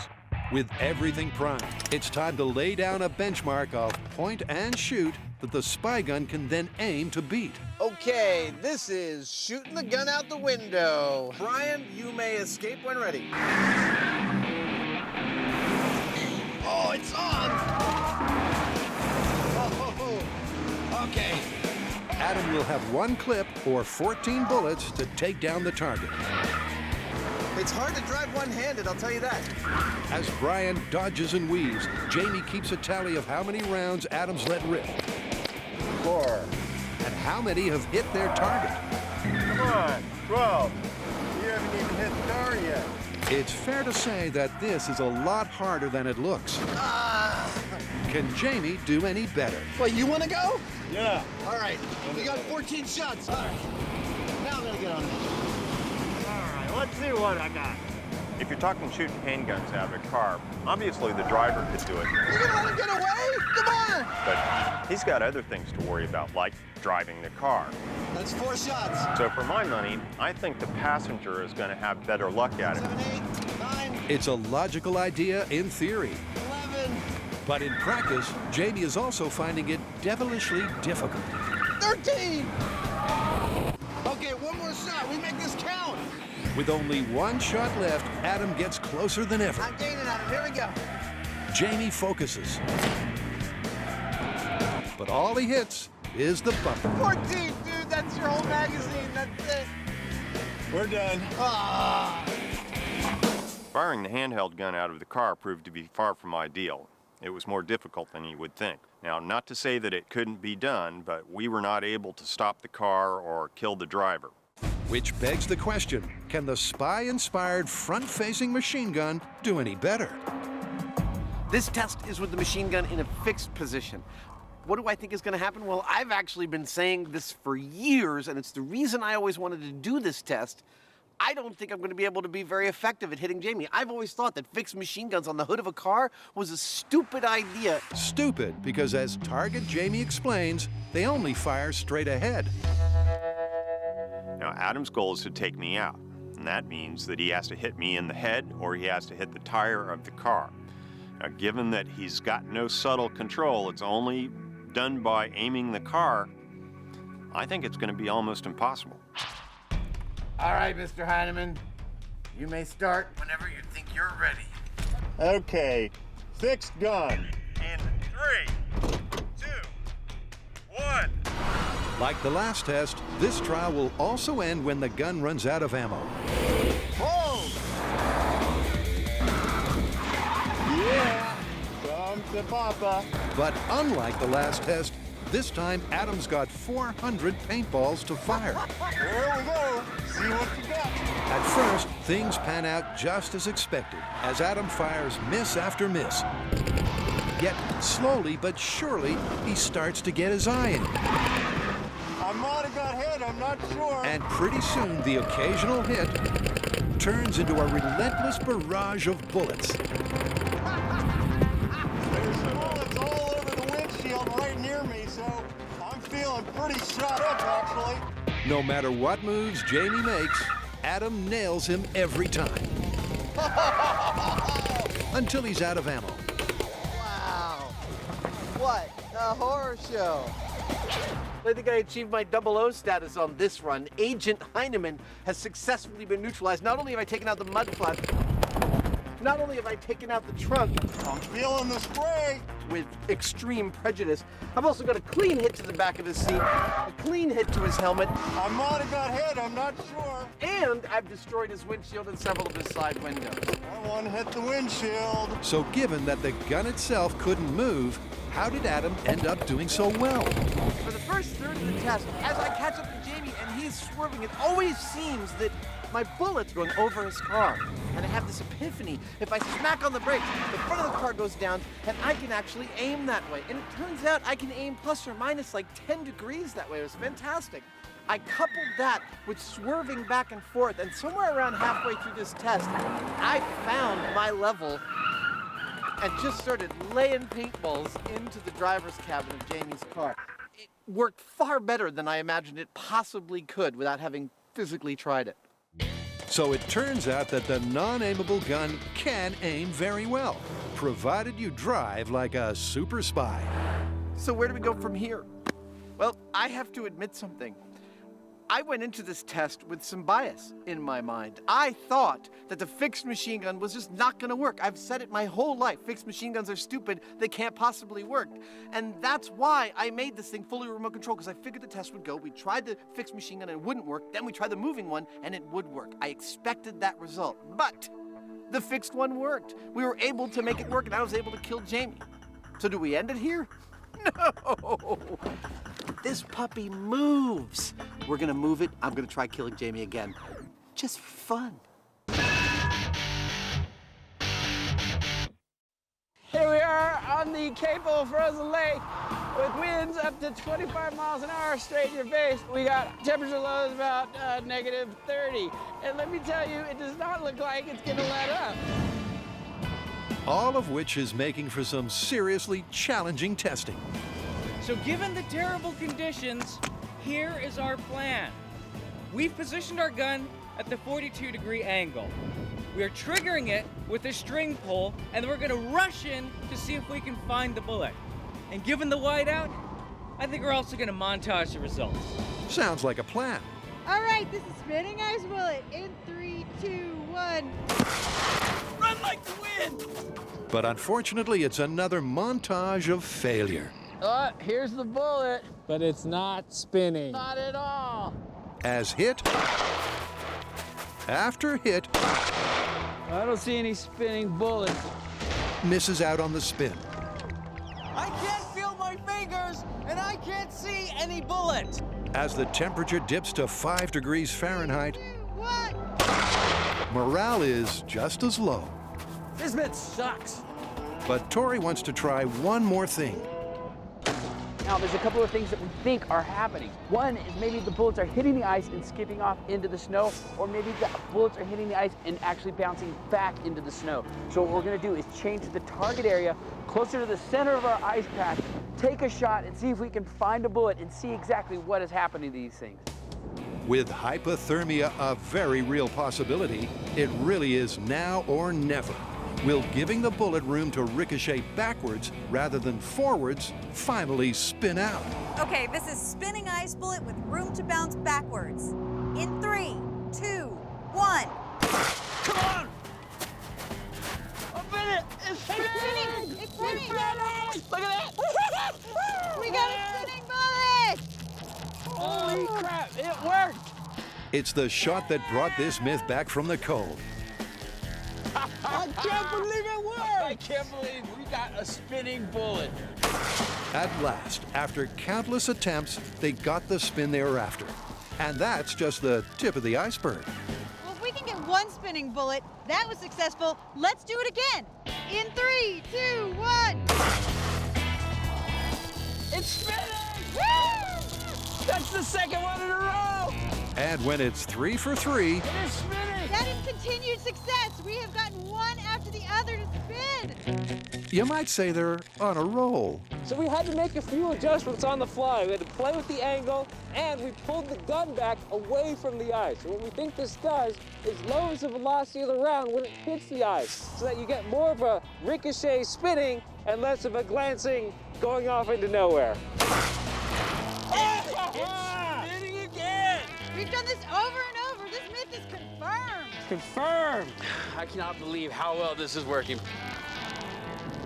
We tried creating an ice lake bed that we could shoot into back at home, but it really did take this sort of extreme weather for us to get a spinning bullet. It was all worth it. The 70-mile-an-hour winds, the 10 degrees, the frozen toes, and the Grant sickle. And with that, It's time to get warmed up. Where's that rescue party? We are the rescue party.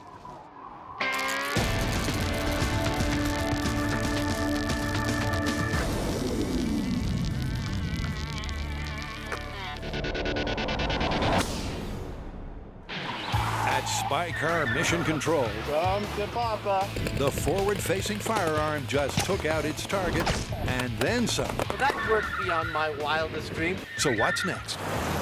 Now it's time to unlock what I thought was going to be the secret potential power of this rig, which is from inside the car, I can control an XY axis wherever this gun fires. I can put paintballs where I want to put them. Adam did pretty well with the fixed gun, and it makes sense that he should be able to do even better with an aimable gun. But the thing is, this adds a little bit of multitasking that he has to do, so it might actually have the opposite effect. In the locked-off test, when all Adam had to do was drive and pull a trigger, he nailed it. But in the control, where multitasking was more of an issue, It's hard to drive one-handed, I'll tell you that. Adam failed to fire, which doesn't bode well. You haven't even hit the car yet. What do I think is going to happen on this test? I felt like this was going to be a better test than the previous one before we started this whole business, but now I've been so wrong. I wouldn't be surprised if we found out it was harder. Okay, aimable gun in 3, 2, 1. For the final time, the guys put their pedals to the metal. Oh, the game is afoot. Here we go. Do your best, buddy. Come on, Heinemann. You are mine.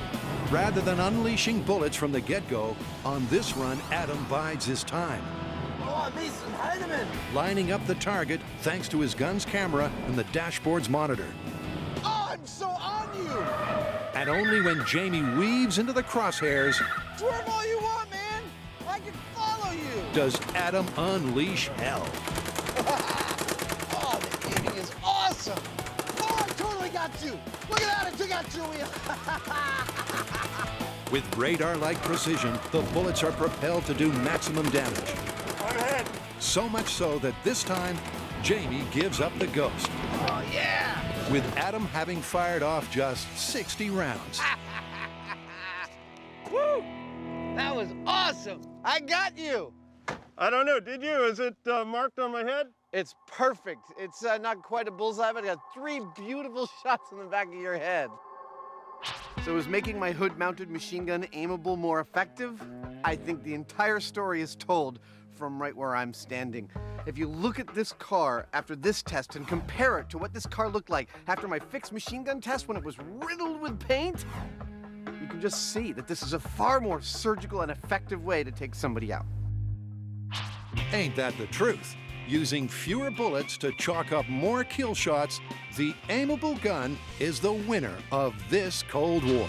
Well, I think from all this testing, we can conclude that a machine gun on the hood of your car equals good. As a secret agent weapon, even the stationary machine gun was far more effective than I thought it would be. Yeah, but their effectiveness seems to be largely due to the sheer volume of bullets they're able to spew out. I mean, sooner or later, they're gonna hit something. Okay, but isn't that always the point of a machine gun? Indeed it is, mon frere.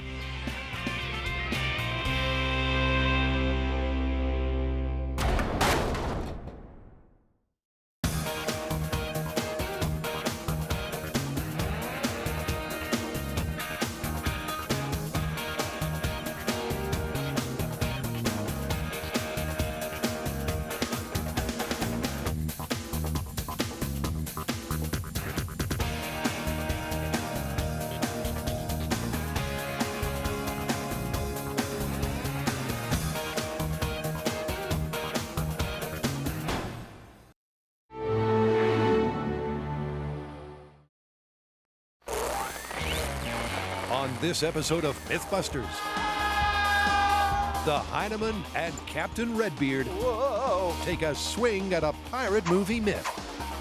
It's another remote control rig for making Jamie dance. Knock yourself out, buddy. Imprisoned inside a bone cage, can you swing across a ravine I think I'm gonna throw up. Uh-oh. and climb to safety? Drat! Meanwhile, Carrie, Tori, and Grant roll out the mythical barrel, Gives a whole new meaning to fire in the hole, doesn't it? testing the urban legend that a drum, methanol, and a flame could send a barrel ballistic That thing might explode! and turn a go-kart turbo.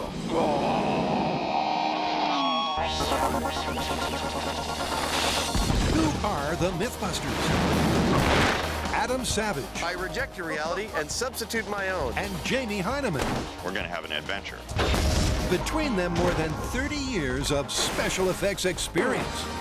Together with Tori Belleci, Let's torch this thing! Grant Imahara, Save yourselves! and Carrie Byron. Best job ever! Yeah! They don't just tell the myths, they put them to the test.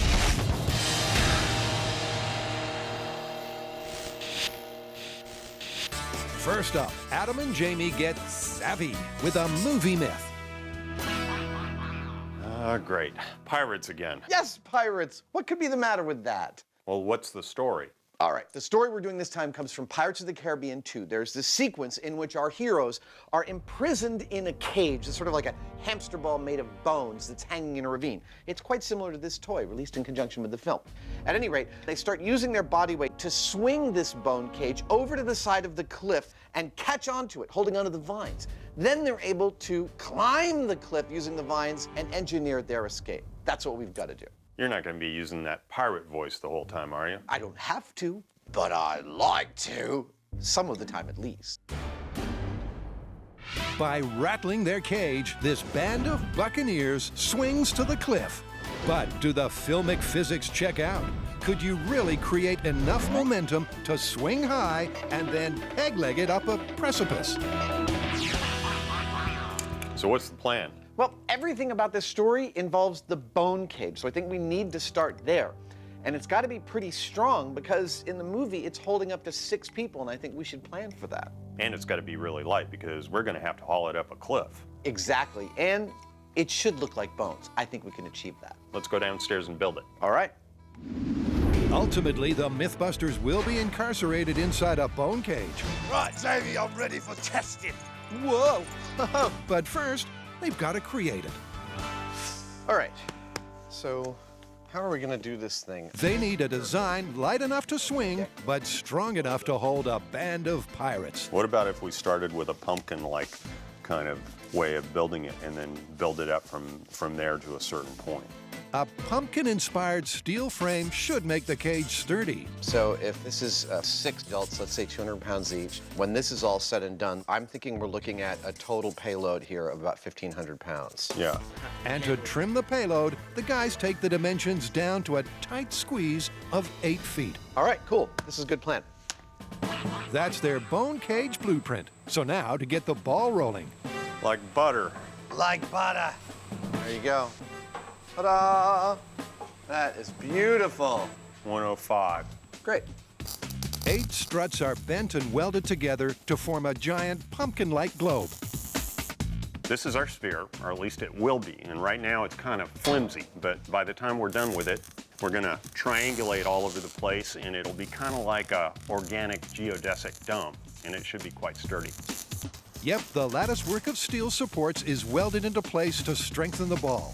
And although it looks simple, it's engineered to ensure that failure is not an option. We've gone with this construction method, the lightweight thin wall steel tube and washers at every apex, to make this thing super strong because we're going to hang 6 people in it. But we also want it to be as light as possible. We've got to try and walk it up the wall at the end. When I'm evil overlord, I will certainly keep my prisoners in something just like this. And I think we've done it. But to make sure, we're going to hang it from the ceiling. Jamie and I are going to get inside of it and see how we feel. We're also going to try and swing it and see if that's remotely possible. Like a steampunk Cinderella, Adam needs to test out his giant pumpkin before the pirate ball. Whoa! Oh, holy crap. Yeah, all right, come on in. This is a crucial proof of concept. Well, it certainly seems like it's supporting us. And it's so far so good. And back. So now, will it swing? Out and back. And out It's swinging. Yeah. Hey, it's working. Surprisingly, getting the cage to move appears to be child's play. This is like my dream jungle gym when I was 10 years old. But will it be this easy when they take it full scale? This isn't bad. Well, Jamie and I have run our bone cage through enough paces where we're really confident in it from a mechanical and safety standpoint. Now the only question is, it doesn't quite look like a bone cage. So now we're gonna do a little aestheticizing of it. Seems like we're spending a lot of time pulling tape off of rolls these days. And it's gonna give us some padding so we're not beating our hands against the steel. And once the cage is padded, it's time to bone up. The skulls and crossbones give it that cinematic, cannibalistic feel. Yeah, man, that tells the story. Yeah. And before long, the cage is fit for a pirate. It's done? It's done. Can we get it out of here? Sure. All right.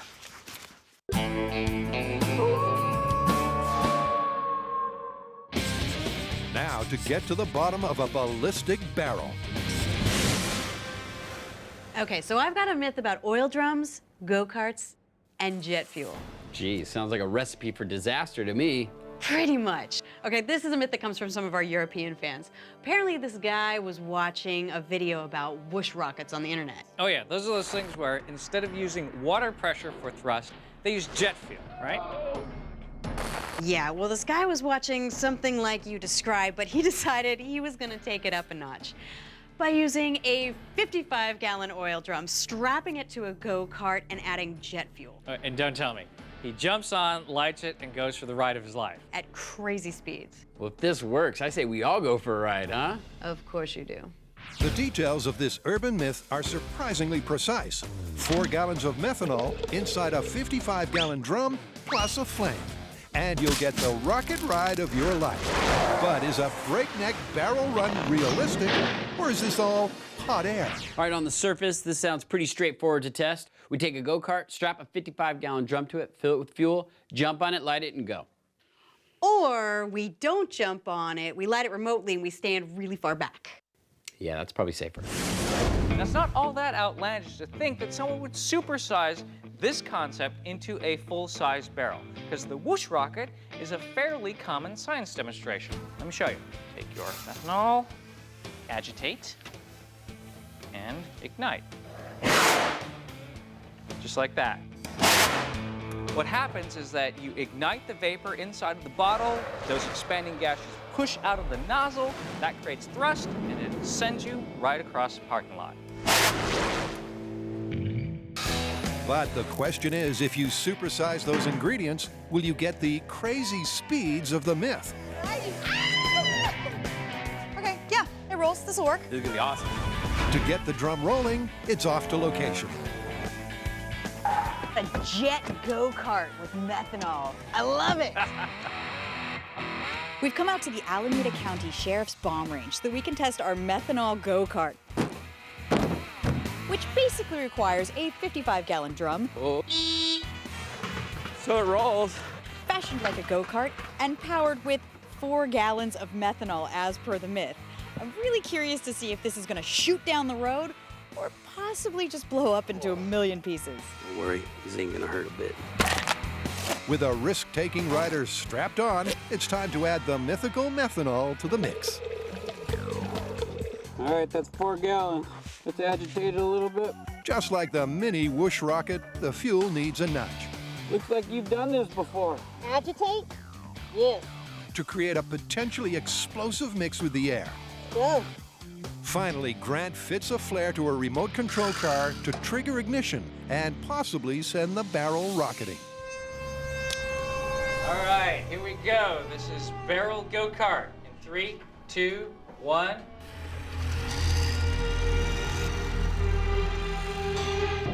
We have achieved the hole. The fire is in the hole. It doesn't look like it's going in the hole. Ignition. Fire in the hole! I think it's in the hole there. Yeah. Unlike the myth, the flare doesn't ignite the fuel and the cart goes nowhere. That was anticlimactic. Anticlimactic is an understatement. The car may be on fire. But if at first you don't succeed, Maybe the guy in the myth just got lucky and had the right air to fuel ratio, so that way when he did introduce the flame, it took off flying. There you go. So we're gonna reset. This time we're gonna agitate the barrel a little bit longer, and we're gonna put the flare inside the barrel. Gives a whole new meaning to fire in the hole, doesn't it? Hopefully this time we'll get enough thrust and this thing gets fired up. In theory, more agitation should mean a more explosive mix of fuel and air. But will it get them a rocket barrel? Fire in the hole in 3, 2, 1. Hey! There's a little bit of No, it's still going. It's still going. Push the barrel out, and it actually ran up the road a little. It's not going to beat any land speed records. But the team has not even scraped the bottom of this ballistic barrel. You know what I'd like to see now? I think we should take this to small scale and find out if we have the perfect amount of fuel. Maybe less, maybe more, if we could actually get enough thrust to make the go-kart go. All right, so back to the shop. Back to the shop. At the end of their rope, 6 scurvy dogs sway themselves to freedom. But is this daring filmic feat a swing and a myth? To find out, Adam and Jamie have picked their bones. So now to get them suspended. If we're going to test this ball of bones swing from Pirates of the Caribbean, we're going to need a big cliff. Found one! That ought to do. I'm standing in the fire training tower of the Santa Rosa Fire Department. This is a building they repeatedly set on fire and then put out. It's 75 feet tall, and it makes a perfect configurable cliff face for our swinging bone cage experiments. It's the perfect cliff face, and coupled with a 40-ton crane, the MythBusters can replicate the dimensions of the movie. From our analysis of the footage we can see in the film, we've determined that the bone cage is hanging from a rope that's 80 feet long, and that's what we've set up. When the ball meets the cliff, the angle of its cable will be about 25 degrees. Take those two numbers, 25 degrees and 80 feet, plug them into Pythagoras' theorem, and you come up with a distance from the wall of 34 feet. That is how far we are, and that's how far we've got to swing. With 34 feet their target distance, it's time to get into the swing of things. What's next? Well, this is about pirates, isn't it? Yeah. I don't see any pirate costume. Oh, ye of little faith. Give me a second. Right, Jamie, I'm ready for testing. What, no gold teeth? Ah, crap, I forgot about that part. Right, let's get in. Okay. Captain Redbeard is keen, Right, here I go. which is surprising when you consider what gentle rocking usually does to him. Now, when we're swinging to and fro in the ball, I don't expect that I'll get seasick, but I've been wrong before. No, we gotta stop. I hate this chair. This may be another one. Possibly, but only time will tell. It's much more fun when you're wearing a proper outfit. Well, you wanna try your swing thing like we did in the shop with just our legs dangling through? Yeah. All right, Ready? yeah, Okay. so. Freshly imprisoned, the scurvy dogs try to strike up some momentum. This is without a doubt the strangest dance we've ever done. By moving back and forth, they should create enough push to get to the wall. Come on. Come on. But unlike their success in the shop, they're not budging. I have an idea. So they change tactics to the standing swing. Whoa! Oh, ah. I almost lost me hat. That would have been ugly. Grab my arm like this. Now, what if I went like this, and then you came like that and let go over there? In theory, to get the bone cage swinging, Adam and Jamie need to raise and lower the center of gravity of the ball by using their own mass. Come on. We don't seem to be moving at all. We're pushing in the right direction. It's not working. However, so far, no matter how they throw their weight around, it's not enough to get a significant swing. Adam even tries thinking outside the cage, That's more promising. but cheating still doesn't get the ball rocking. I'm not sure, Jamie. We seem to have a lot more luck in the shop than we are here, and I thought it'd be easier on the longer arm. Yeah, it seems like it might actually be harder. It does. And the lack of swing isn't the only problem. I think I'm gonna throw up. Uh-oh. I'm having a kind of a powerful, nauseous reaction. Well, why don't you hop out? Yeah. With Adam benched from ball cage duty, it's over to Jamie to swing solo. Well, Adam threw in the towel. He got a little seasick, I guess. So I'm gonna see if I can do anything by myself. The idea being that if you remove the variables, maybe you can figure out what actually makes this thing work. Adam being a variable, which he usually is. And although Jamie experiments with a variety of techniques, the problem remains the same. I don't seem to be having a lot of luck getting this thing to swing from a dead stop, but then it weighs more than I do, so maybe the problem is that there's not enough mass moving around to dominate what it does. In the movie, after all, they had a number of people doing this, and so maybe that's what we need to do. Maybe, because although the dimensions match the movie, their mass doesn't. What's next? Next is more bodies. More bodies! More bodies! Inspired by the internet, supposedly this drum daredevil filled his barrel go-kart with fuel, lit a match, and took off at incredible speeds.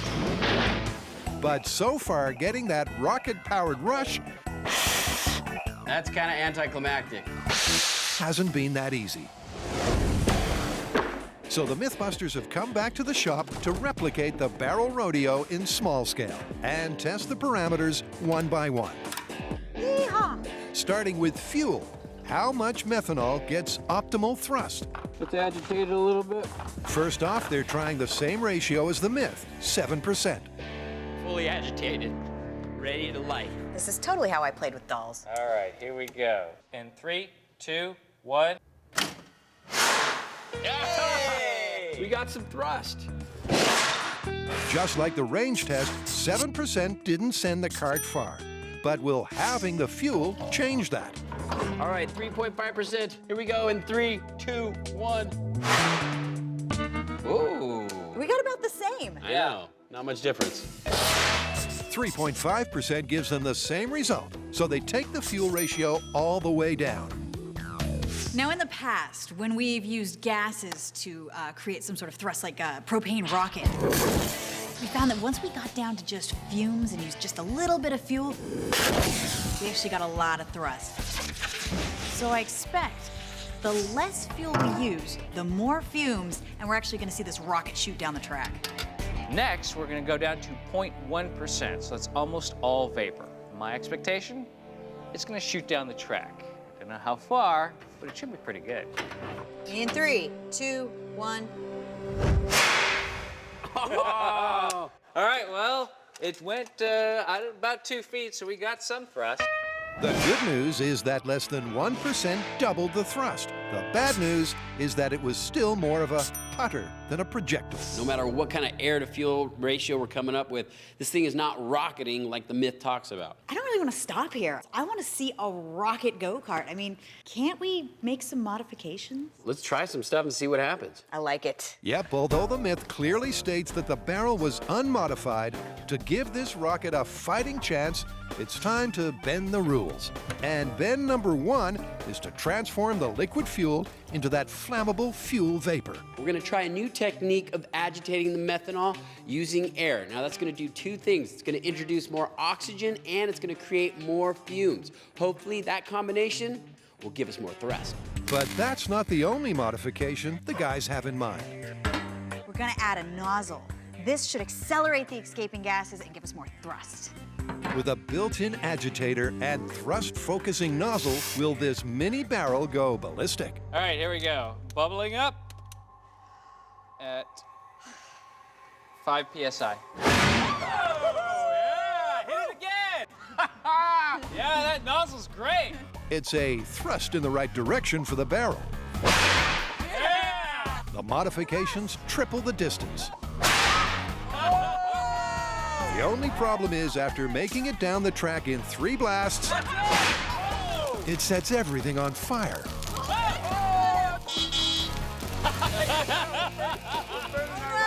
It's still going. Oh no! Luckily, the safety officer is on hand to defuse the situation. Well, that was exciting. I mean, that thing could have kept going if the track hadn't caught on fire and everything got really dangerous. Dangerous? Yes, but also a good start.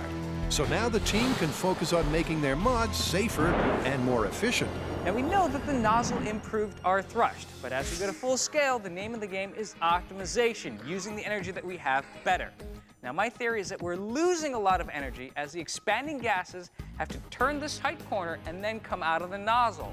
So what I'm going to try is to make a funnel shape and relocate the bunghole to the center. That way the gases can expand smoothly, accelerate, and then come out the nozzle for even more thrust. And while Grant is working on a more efficient nozzle, Tori's injecting some oomph into the fuel injection. And this is what's going to be going on inside the barrel. Now, originally we had the fuel in the bottom of the barrel and we pumped air through it, creating vapors. But I thought it would be kind of cool if we introduced the fuel through an auto body spray gun. That way we're getting air and we're atomizing the methanol, making it much easier to ignite. After optimizing the design, the barrel go-kart is rolled out once again.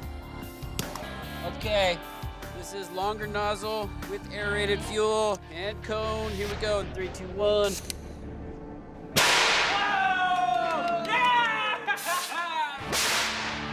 Amazingly, the combination of nozzle and aerated fuel propels the barrel 15 feet down the track. We got some serious distance. I think it's time we take this full scale. Yeah, I think that is the winning combo. Oh yeah, we got the long nozzle, the aeration, the crazy cone shape. This is gonna be so cool when we get a large scale. I think this is gonna work. How are we gonna stop it? That's the question. After a lot of testing and several new improvements, we've gone from our simple barrel go-kart to this crazy thing here. We actually added a nozzle, a cone shape, and an aeration system for the fuel so that we could propel this little dude down the track 15 times the length of our go-kart. I think when we take this to full scale, we've got a really good chance at some really sick thrust.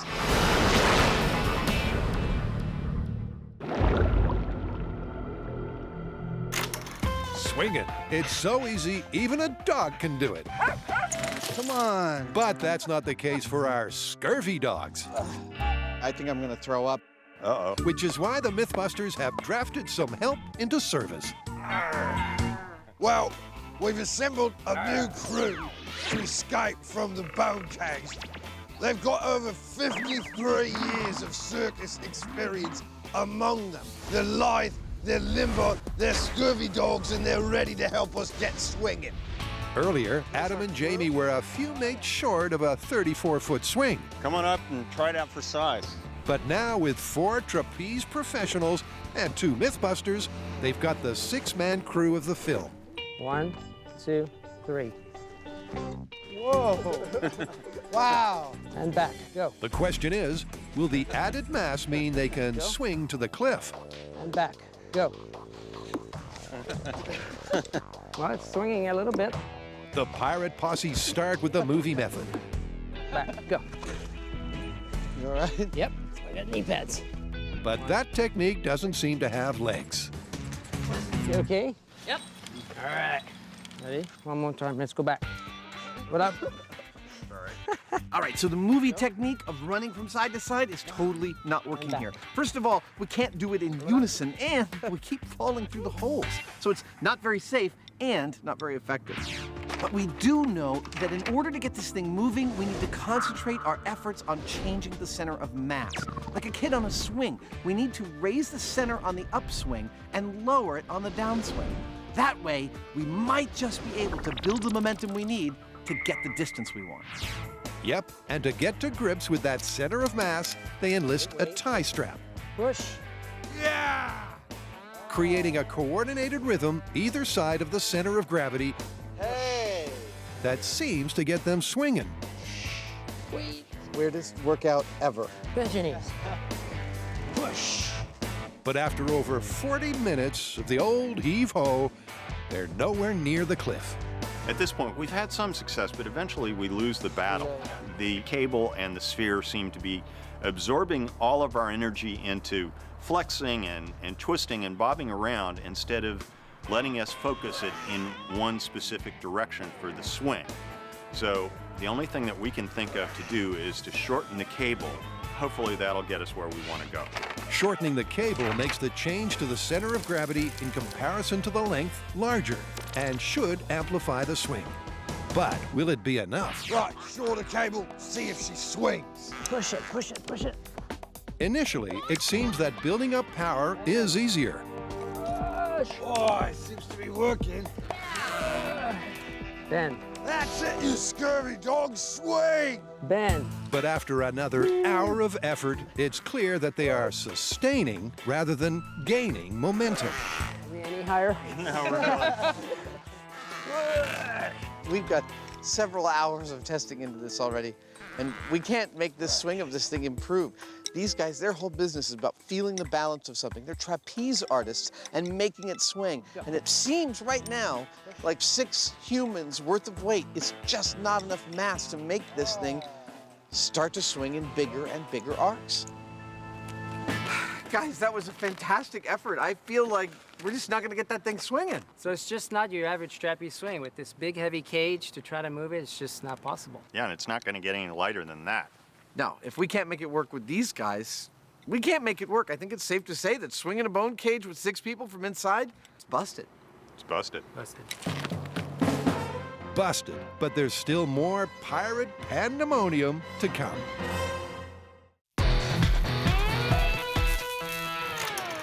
Everyone knows things are better when they're turbocharged. 3, 2, But the MythBusters' 1. first ballistic barrel was anything but. And nothing's happening. However, after a few small-scale modifications, they've upped the thrust, and they're ready to take this myth full scale. So now with our modifications in small scale, we've gotten our go-kart to rocket across the shop. But our design has evolved from a whoosh rocket into what's called a pulse jet. We know that a whoosh rocket ignites fuel in a chamber and the gases expand to create thrust. But after one big burst, it's pretty much over. The difference with the pulse jet is that the thrust is continuous. The escaping gases create an air of low pressure inside the chamber. Air is then sucked in to fill the gap, which starts the combustion again, so that the cycle of thrust will repeat as long as there's fuel and a source of ignition. Indeed, but to supersize their pulse jet go-kart, there's a lot to do, starting with portable fuel injection. Now for this to work, we need constant air entering the barrel. So, to make it portable, I'm gonna use a scuba tank. The air pressure coming out of here is 3,000 PSI. I need to get it down to 100 PSI so that it actually pump fuel through our spray gun. So what I'm gonna do is take this old regulator, put it to this regulator, and hopefully get it down to a safe enough pressure so we get the fuel injection into the barrel and this thing gets fired up. We're about to go diving into science. Come along for the journey. We have portable air. With the fuel injection invention sorted, Carrie gets on a roll with the go-kart. I'm designing the cart. Now I want this to roll really, really easily so that all the thrust can make it shoot down the runway. To do that, I'm going to use tires from a bicycle. I figure that has a low rolling resistance and it'll be a lot easier to just push it. Now I also want to make the cart really lightweight, so I'm going to use a minimal amount of material to try to create a cart that actually will have no problem turning into a rocket. Carrie streamlined the design, but the main element of turning the go-kart rocket is the back end. Now, given the success of the cone and the longer nozzle in small scale, we're gonna do exactly the same thing in large scale. Looks like a donut now, but soon it'll be a cone. And while Grant gets bent out of shape, Tori creates the nozzle. That's one big nozzle. That is a cone. Luke, I am your father. Join me, and we can rule the universe together. Oh, hi. I got a pipe for your hole. With the nozzle and cone complete and the barrel on board, Carrie decides to add a little personality. Now this is what I wanted to put on the front of our barrel ride because it's awesome, but it's kind of heavy. And since weight matters, I'm just gonna make a mini version out of this dog skull. It's still gonna be badass. Demon dog. Drum roll, please. Meet the rolling drum rocket, or the MythBusters Pulse Jet Go-Kart. Oh my God, that is insanity. You know one thing we forgot? What? Brakes. Where we're going, we don't need brakes. At Alameda, the team has arrived lock, stock, and pulse jet barrel. You know, after that first test, I really didn't think this had much promise, but after building this thing, I cannot wait to see what it does. Oh, come on, this is MythBusters. You knew how this was gonna end. It's either gonna explode or it's gonna zoom down the runway. That's the plan, and the team is feeling optimistic. After going through our small-scale tests, coming up with modifications to give us more thrust, and then finally getting to this stage where we have this crazy vehicle, I think we have a very good chance of replicating the results today. Just like last time, the kart gets an uneasy rider. Those eyes are creeping me out. I'm gonna make them look less scary.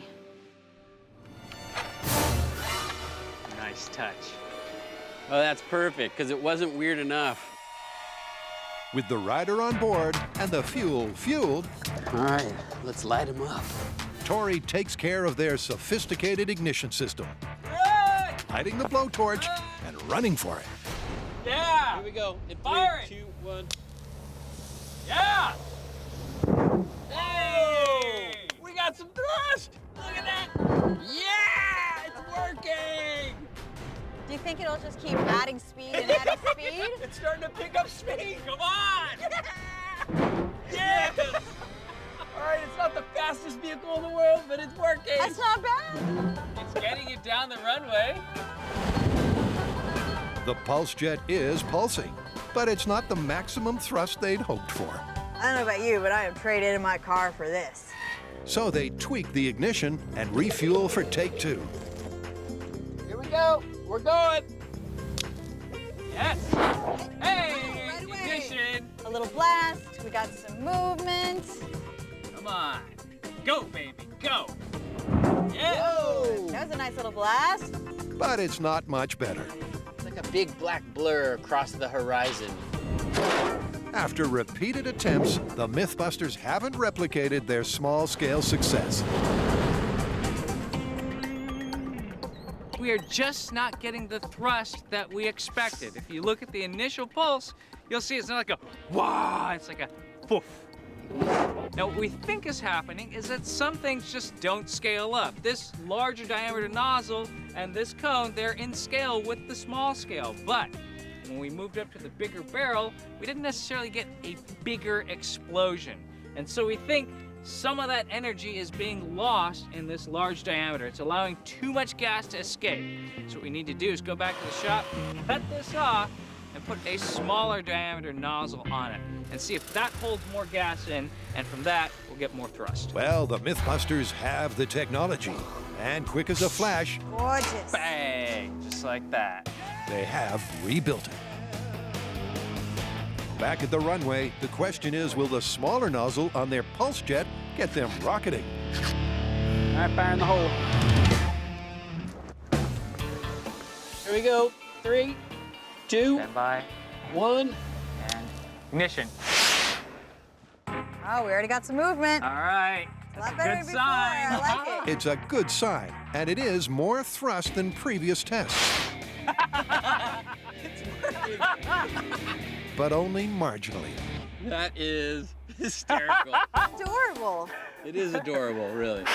Look out, people! It's coming through. And I was worried about how we were gonna stop it. And after the slowest fence collision on record, the kart is spent. That was funny. Hilarious. It worked. We got our barrel vehicle to go down the runway. All right, it didn't go very fast and we didn't have a lot of thrust, but we got consistent combustion and we actually got some momentum. And the best part is, like all of our MythBuster vehicles, we managed to crash into the fence. We gave this the best possible chance of working. We added a fuel injection system, low rolling resistance tires, continuous triggering, and still, with all of that, we couldn't go very far or very fast. This one is well and truly busted. Their pulse jet barrel may be busted, But as Carrie said earlier, It's either gonna explode or it's gonna zoom down the runway. there are only two ways this myth can truly end.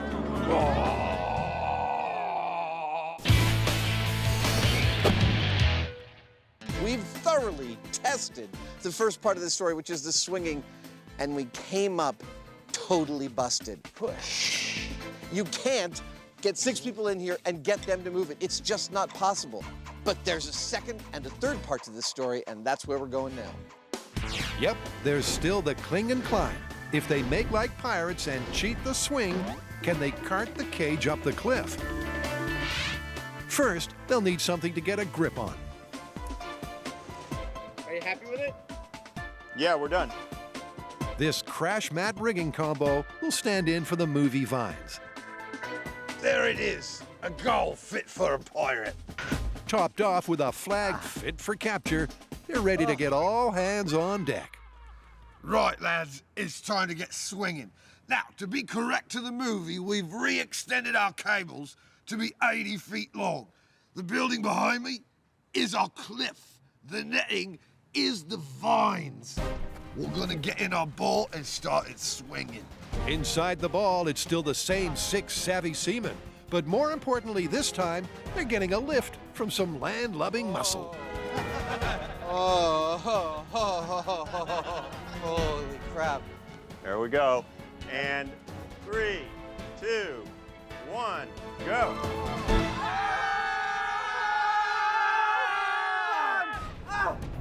Rather than risk a full-speed cliff collision, the tug squad start the swing gently. This is fun. This is really fun. This is dangerous jungle gym antics for adults.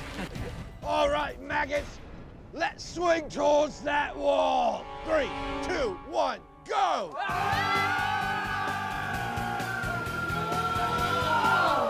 Not quite. Every action has an equal and opposite reaction. And finding that sweet swing spot takes brains and brawn. Drat! Well, this swing testing was exactly what I wanted to see, because the fact that it's taking 4 strong guys with all of their strength to pull us back means that that's about what it's going to take to hold on to the rope when we get to the other side. But with a little more heave-ho, the muscle manages to give them the swing they need.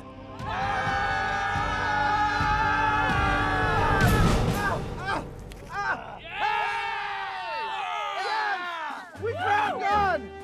Give yourself a round of applause. Wait, no, you can't. All right, let it go on the count of 3, 2, 1, let go! It's an aha moment. A round of applause for the pirates. To the crew's surprise, hanging on wasn't as difficult as expected. So we were successful at swinging up to the wall and holding on, and it requires quite a bit of strength, but at least we're not having to support our own weight and the weight of the ball. We're simply restricting ourselves from swinging back. When we start to have to climb the wall, that's when we're going to have to pull all this weight up, and that's going to be a different story. Personally, I don't think we're going to be able to do it. Well, now to put it all together. Right, crew, are you ready? They'll swing, they'll cling, and attempt to capture the flag. In 3, 2, 1, go! Whoa!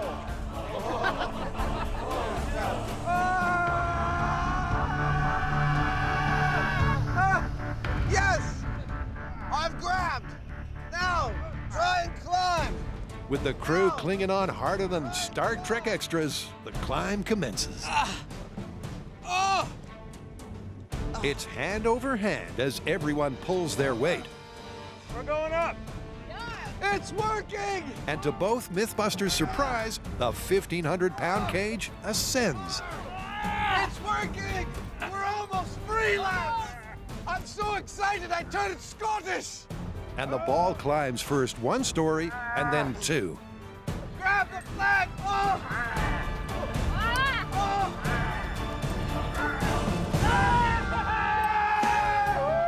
After climbing a vertical 12 feet, victory is theirs.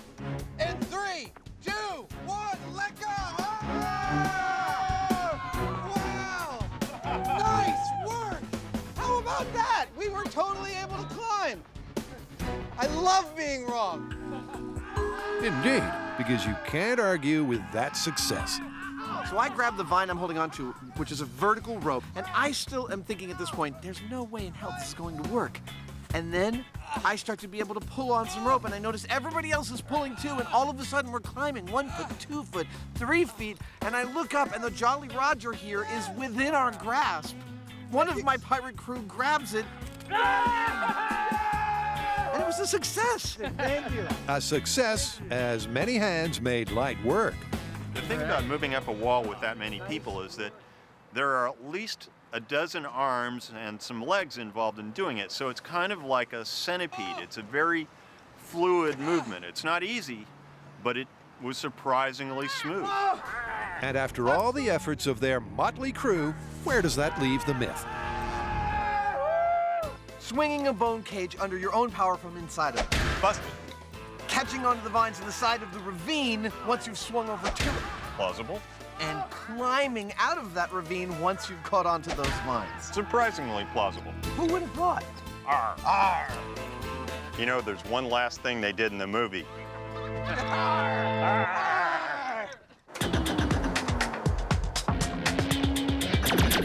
Well, clearly the idea of a barrel rocket go-kart is busted. Yeah, I mean, firstly, it's never going to work with methanol and an ignition source like the Myths. And secondly, even with all of our modifications, there's no way we could get it to go fast. Yeah, there is just no way this is ever gonna happen. I mean, it's just too heavy and there's not enough thrust to push that weight. Well, you know what? I just want to leave it here. So actually, I found an expert who uses the exact same materials: methanol, ignition source, and barrel.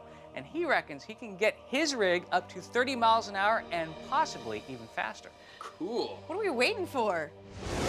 On a runway in San Joaquin County, the barrel go-kart myth is about to go ballistic. We're at the New Jerusalem Airport runway. Why? Because we're MythBusters, and we're not going to be satisfied with that 5-mile-an-hour run we saw with our barrel rocket, and that's being generous. We want to see something impressive. And that is where Bob Maddox comes in. Absolutely, because if Bob's propulsive prowess can make a push bike jet-propelled, imagine what he can do with a barrel. This thing is going to be insane. Now, Bob is one of the few people in the world with the job title Professional Pulse Jet Builder. He's been designing and building these jets for over 20 years. He's taken our barrel rocket design and highly modified it. It may look the same on the outside, but inside it's completely different. And it's gonna be totally badass. But just what exactly are these badass modifications? Now tell us what some of the differences are between ours and yours. Well, the difference is mostly we have a one-way reed valve up here in the front. When the explosion goes off, it makes all the gases go out the tail and won't go out the front. The one-way valve focuses the thrust more efficiently, but the major change is that this pulse jet pulses at heart-stopping speed. And that happens 70 or 80 times a second inside of this one, where yours was only once every 4 or 5 seconds or whatever. Let's see if yours will match our whopping 5-mile-an-hour speed. Bob's about to fire up the barrel rocket car for the first time. Now it's going to be tethered. We're going to turn it on just to make sure everything's working. All right, Bob, fire it up. All right, let's see if we can tear up this runway. It's an important tethered systems check.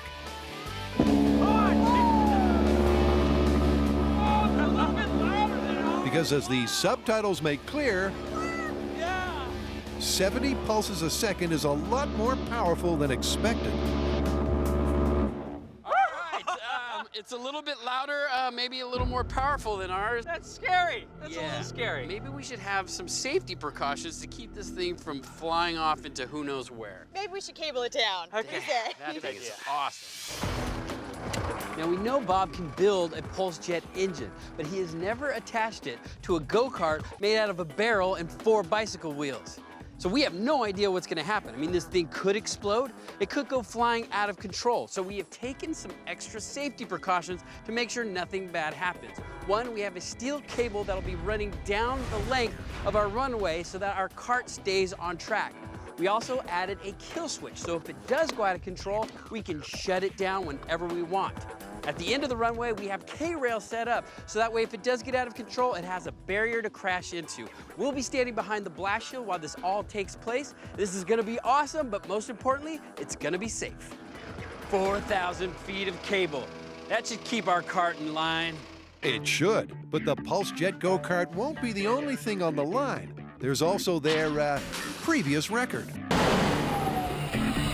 We're going to have to surpass a record here of the last barrel rocket, 5 miles an hour.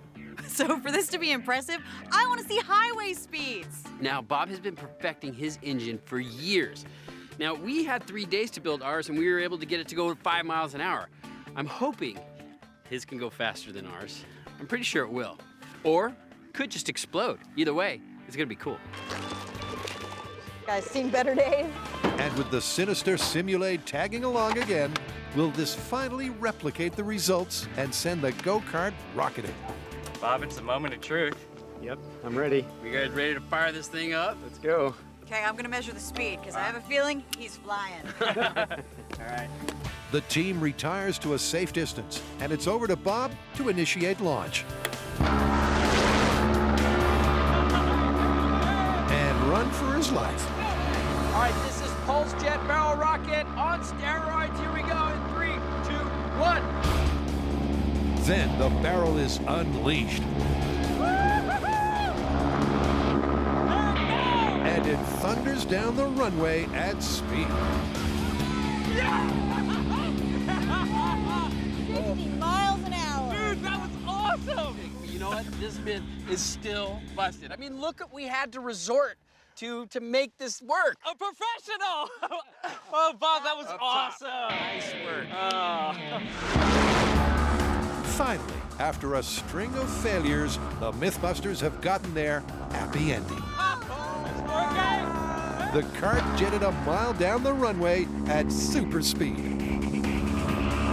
So our barrel rocket, with Bob's help, got up to freeway speed in about 150 yards. Now, I'm certain that if we didn't have this guideline and if we had more space, it could have gone a lot faster, but 50 was all that we needed for this myth. The thing that you don't get, and you're probably not gonna get to experience this in full at home, is the sound this thing makes. It's like,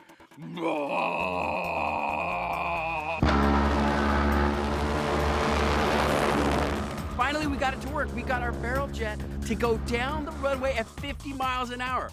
Okay, so we had to bring in an expert with a completely different jet engine, but still, we got a barrel with a guy on it going down the runway at 50 miles an hour.